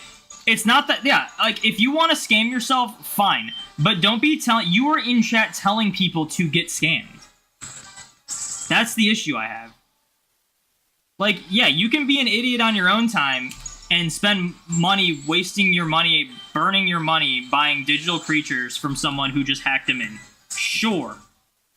But don't be telling people to do that, because that's what you were doing. That's the issue I have.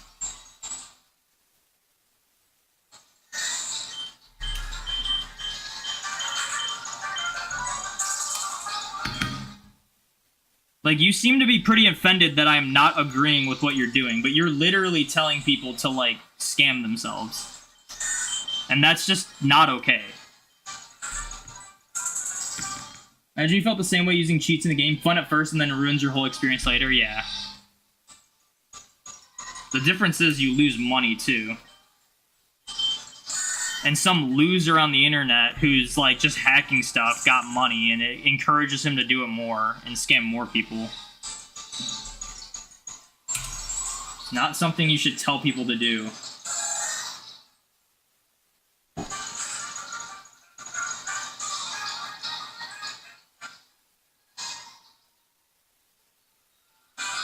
It isn't that bad. The Magearna is technically legit, and it's a cool Pokemon.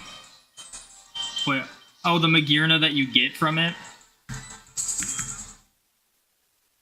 I still wouldn't pay money for it, though.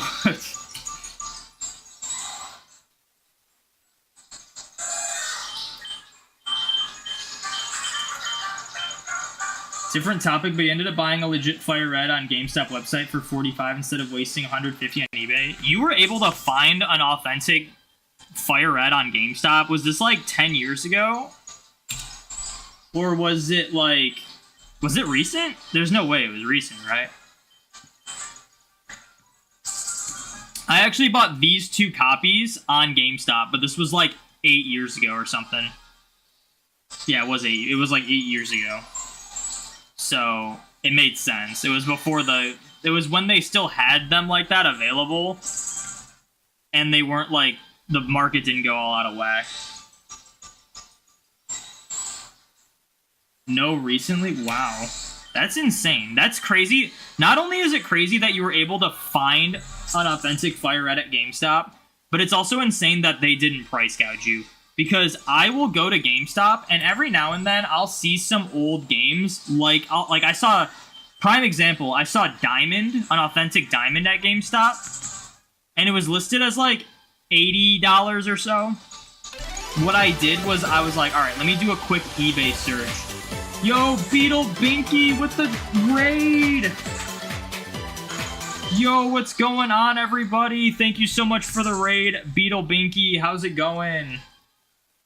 For those who are coming in from the raid, my name is Dominator. I do a lot of full odds shiny hunting, and we are doing some early Safari Week because I'm gonna miss the last 4 days. So I had to get some early encounters in.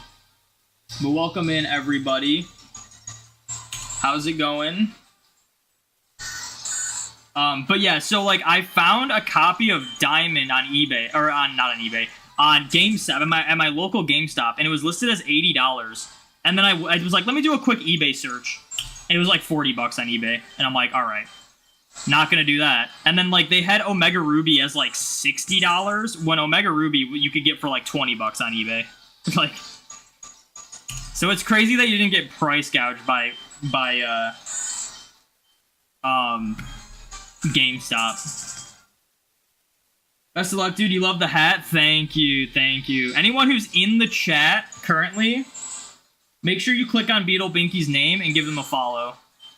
They do some crazy shiny hunting. Pre-gaming is legal. It is legal. Technically not even pre-gaming. I'm just like in a time rift where my Safari Week starts and ends earlier than everyone else's.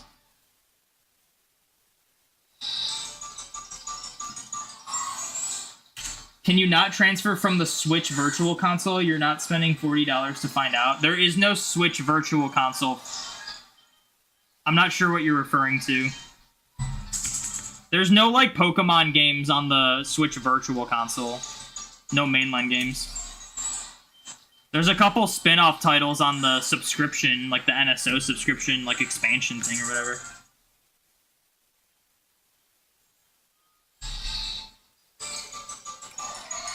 Isn't Beetle the guy who hunts like 24 GameCubes? I believe so. One of the guys. Do you use GameCubes for that, or is it all capture cards?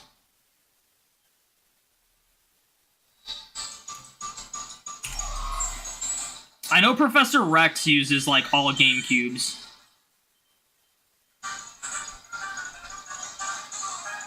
Thought there was Fire Red on the GBA one. Nope. No, there's not, unfortunately. No mainline, no old mainline Pokemon games on the Switch. 16 DS capture cards and 8 Wiis. Dang, that's crazy. Wait, how do you do the Wiis? Are the Wiis like homebrewed? How do you do that? I didn't even know you could do that. I didn't know you could like display Game Boy games on a Wii.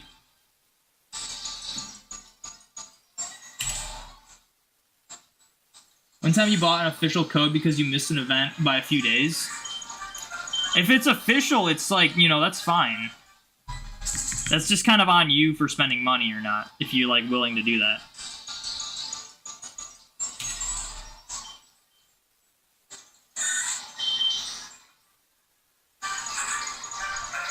You have to mod. You used to use GameCubes, but your GameCube quality is so bad, you switched to Wii's. Oh, interesting. I only have one Wii, so even if I were like to want to do that, it wouldn't help a ton. It wouldn't make like a crazy difference.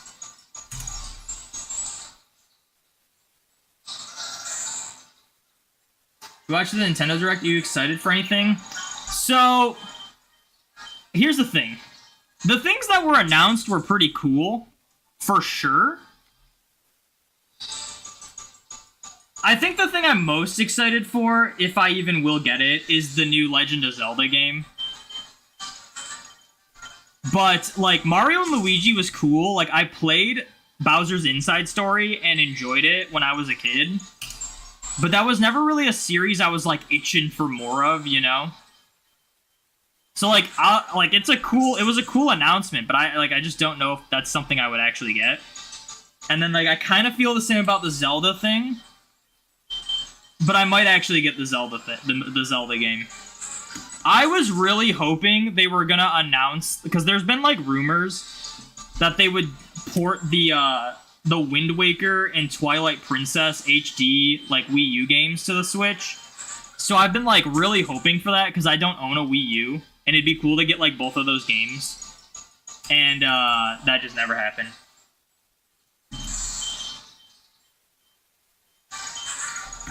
So I might have to buy Wind Waker for the GameCube. I really want to be able to play Wind Waker again. I used to have it when I was a kid, and it was too much for me. My small brain couldn't handle the game. And now that I'm older, I want to like try it again and actually play through it. Most excited for Ace Attorney Investigations. Fandom has been eagerly waiting for it. Yeah, that's pretty cool. Later GameCube consoles can only output 420p. That's high quality, man. Professor Rex's GameCube setup is insanely cool. Yeah, they just have like a bunch of GameCubes stacked up and they're all set into like HDMI splitters.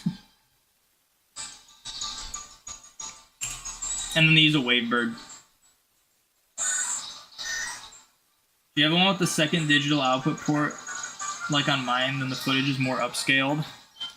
Interesting.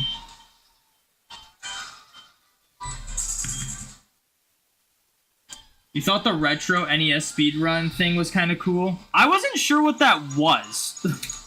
I was like, are these the games, or are they like portions of the games that you just have to speedrun? I was a little confused by that.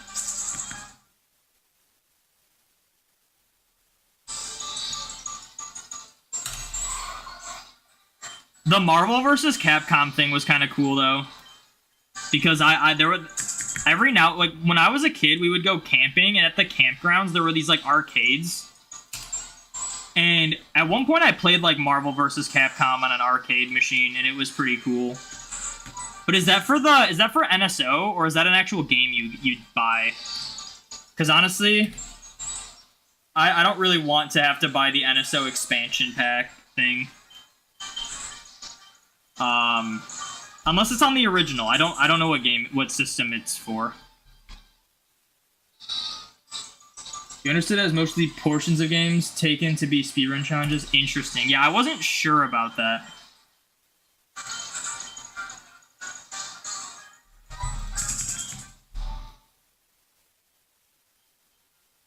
No, Knight, I'm saying, like, is it, like, actually just a game you buy for the Switch, or is it an NSO thing? And if it's an NSO thing, it's like, what system is it? Because if it's, like, you know, an NES game or something, or SNES, you can get it with just the regular NSO subscription, but if it's, like, a later gen system, then it's gonna be a expansion pack thing, which I don't want to get. But if you're saying it's PS4, PC, and whatnot, then that sounds like it's just like a new game. Like they're just making like an actual game for it,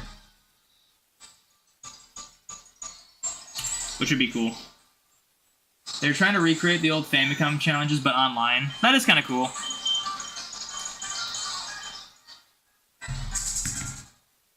Okay, what is the next multiple 100 of 100 that I can get to? Because it ain't 600.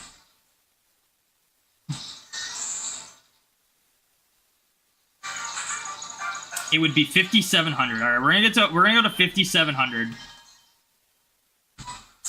which is in 100 encounters, which will not take long. I hope if it's a Switch game, I might actually buy that one because that one actually looked really cool. It was like a couple games, and one of them was Marvel vs. Capcom. I've been on like a thing of like trying to buy more old school games that I like played as a kid.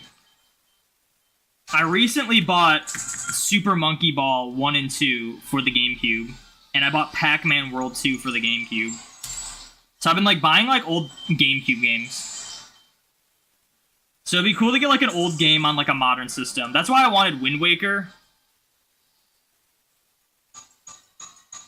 But I might just buy Wind Waker for the GameCube. What's up, Kenny boys? Finally got your first copy of Black. Congrats. I also remember Super Mario 35. Dude, they've been doing a Battle Royale for, like, every Nintendo game, and then they, like, delete them from existence. They did, like, Tetris. Well, I think Tetris actually is still a thing, the Tetris 99.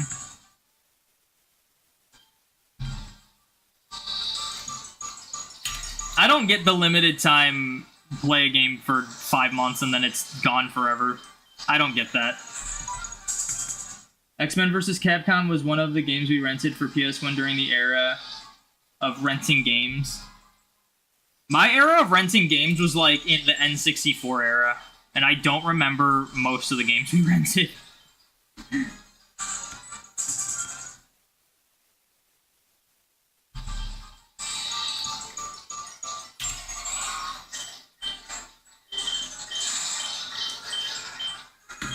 Man, we did a lot of encounters on stream today. We started at 1,500 today. So we're gonna be doing 4,200 at the end of it. That's crazy. 4,200, over half odds on just one stream. Isn't that crazy? That's the power of Safari Week. Remember that specifically in some other Nightcrawler's Brawl game? Yeah, I remember playing a lot of games at like arcades. Like there was like game rooms. I played Tekken 3 on like an arcade machine. That was a crazy game.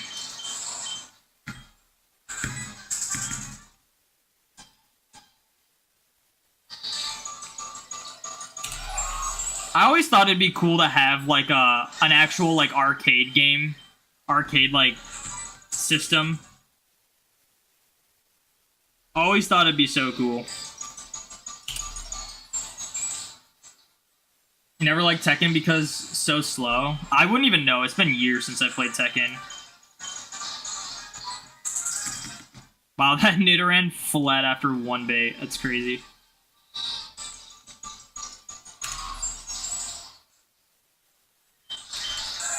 Sometimes I'll see in like random places. Some places will just have like a arcade machine for like Miss Pac-Man or Galaga, and I'm always like, man, it'd be so cool to like have one of these.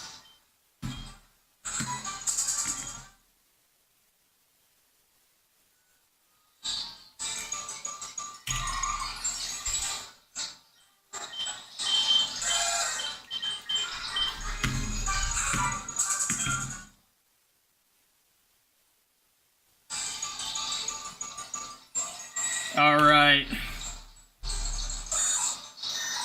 5,700. We're going to end it here. But thank you to everyone who tuned into the stream. Happy, like, official Safari Week now because it's Safari Week in some time zones officially now. Thank you, Beetle Binky, for the raid. And, yeah. That's going to be it. I will see you next time.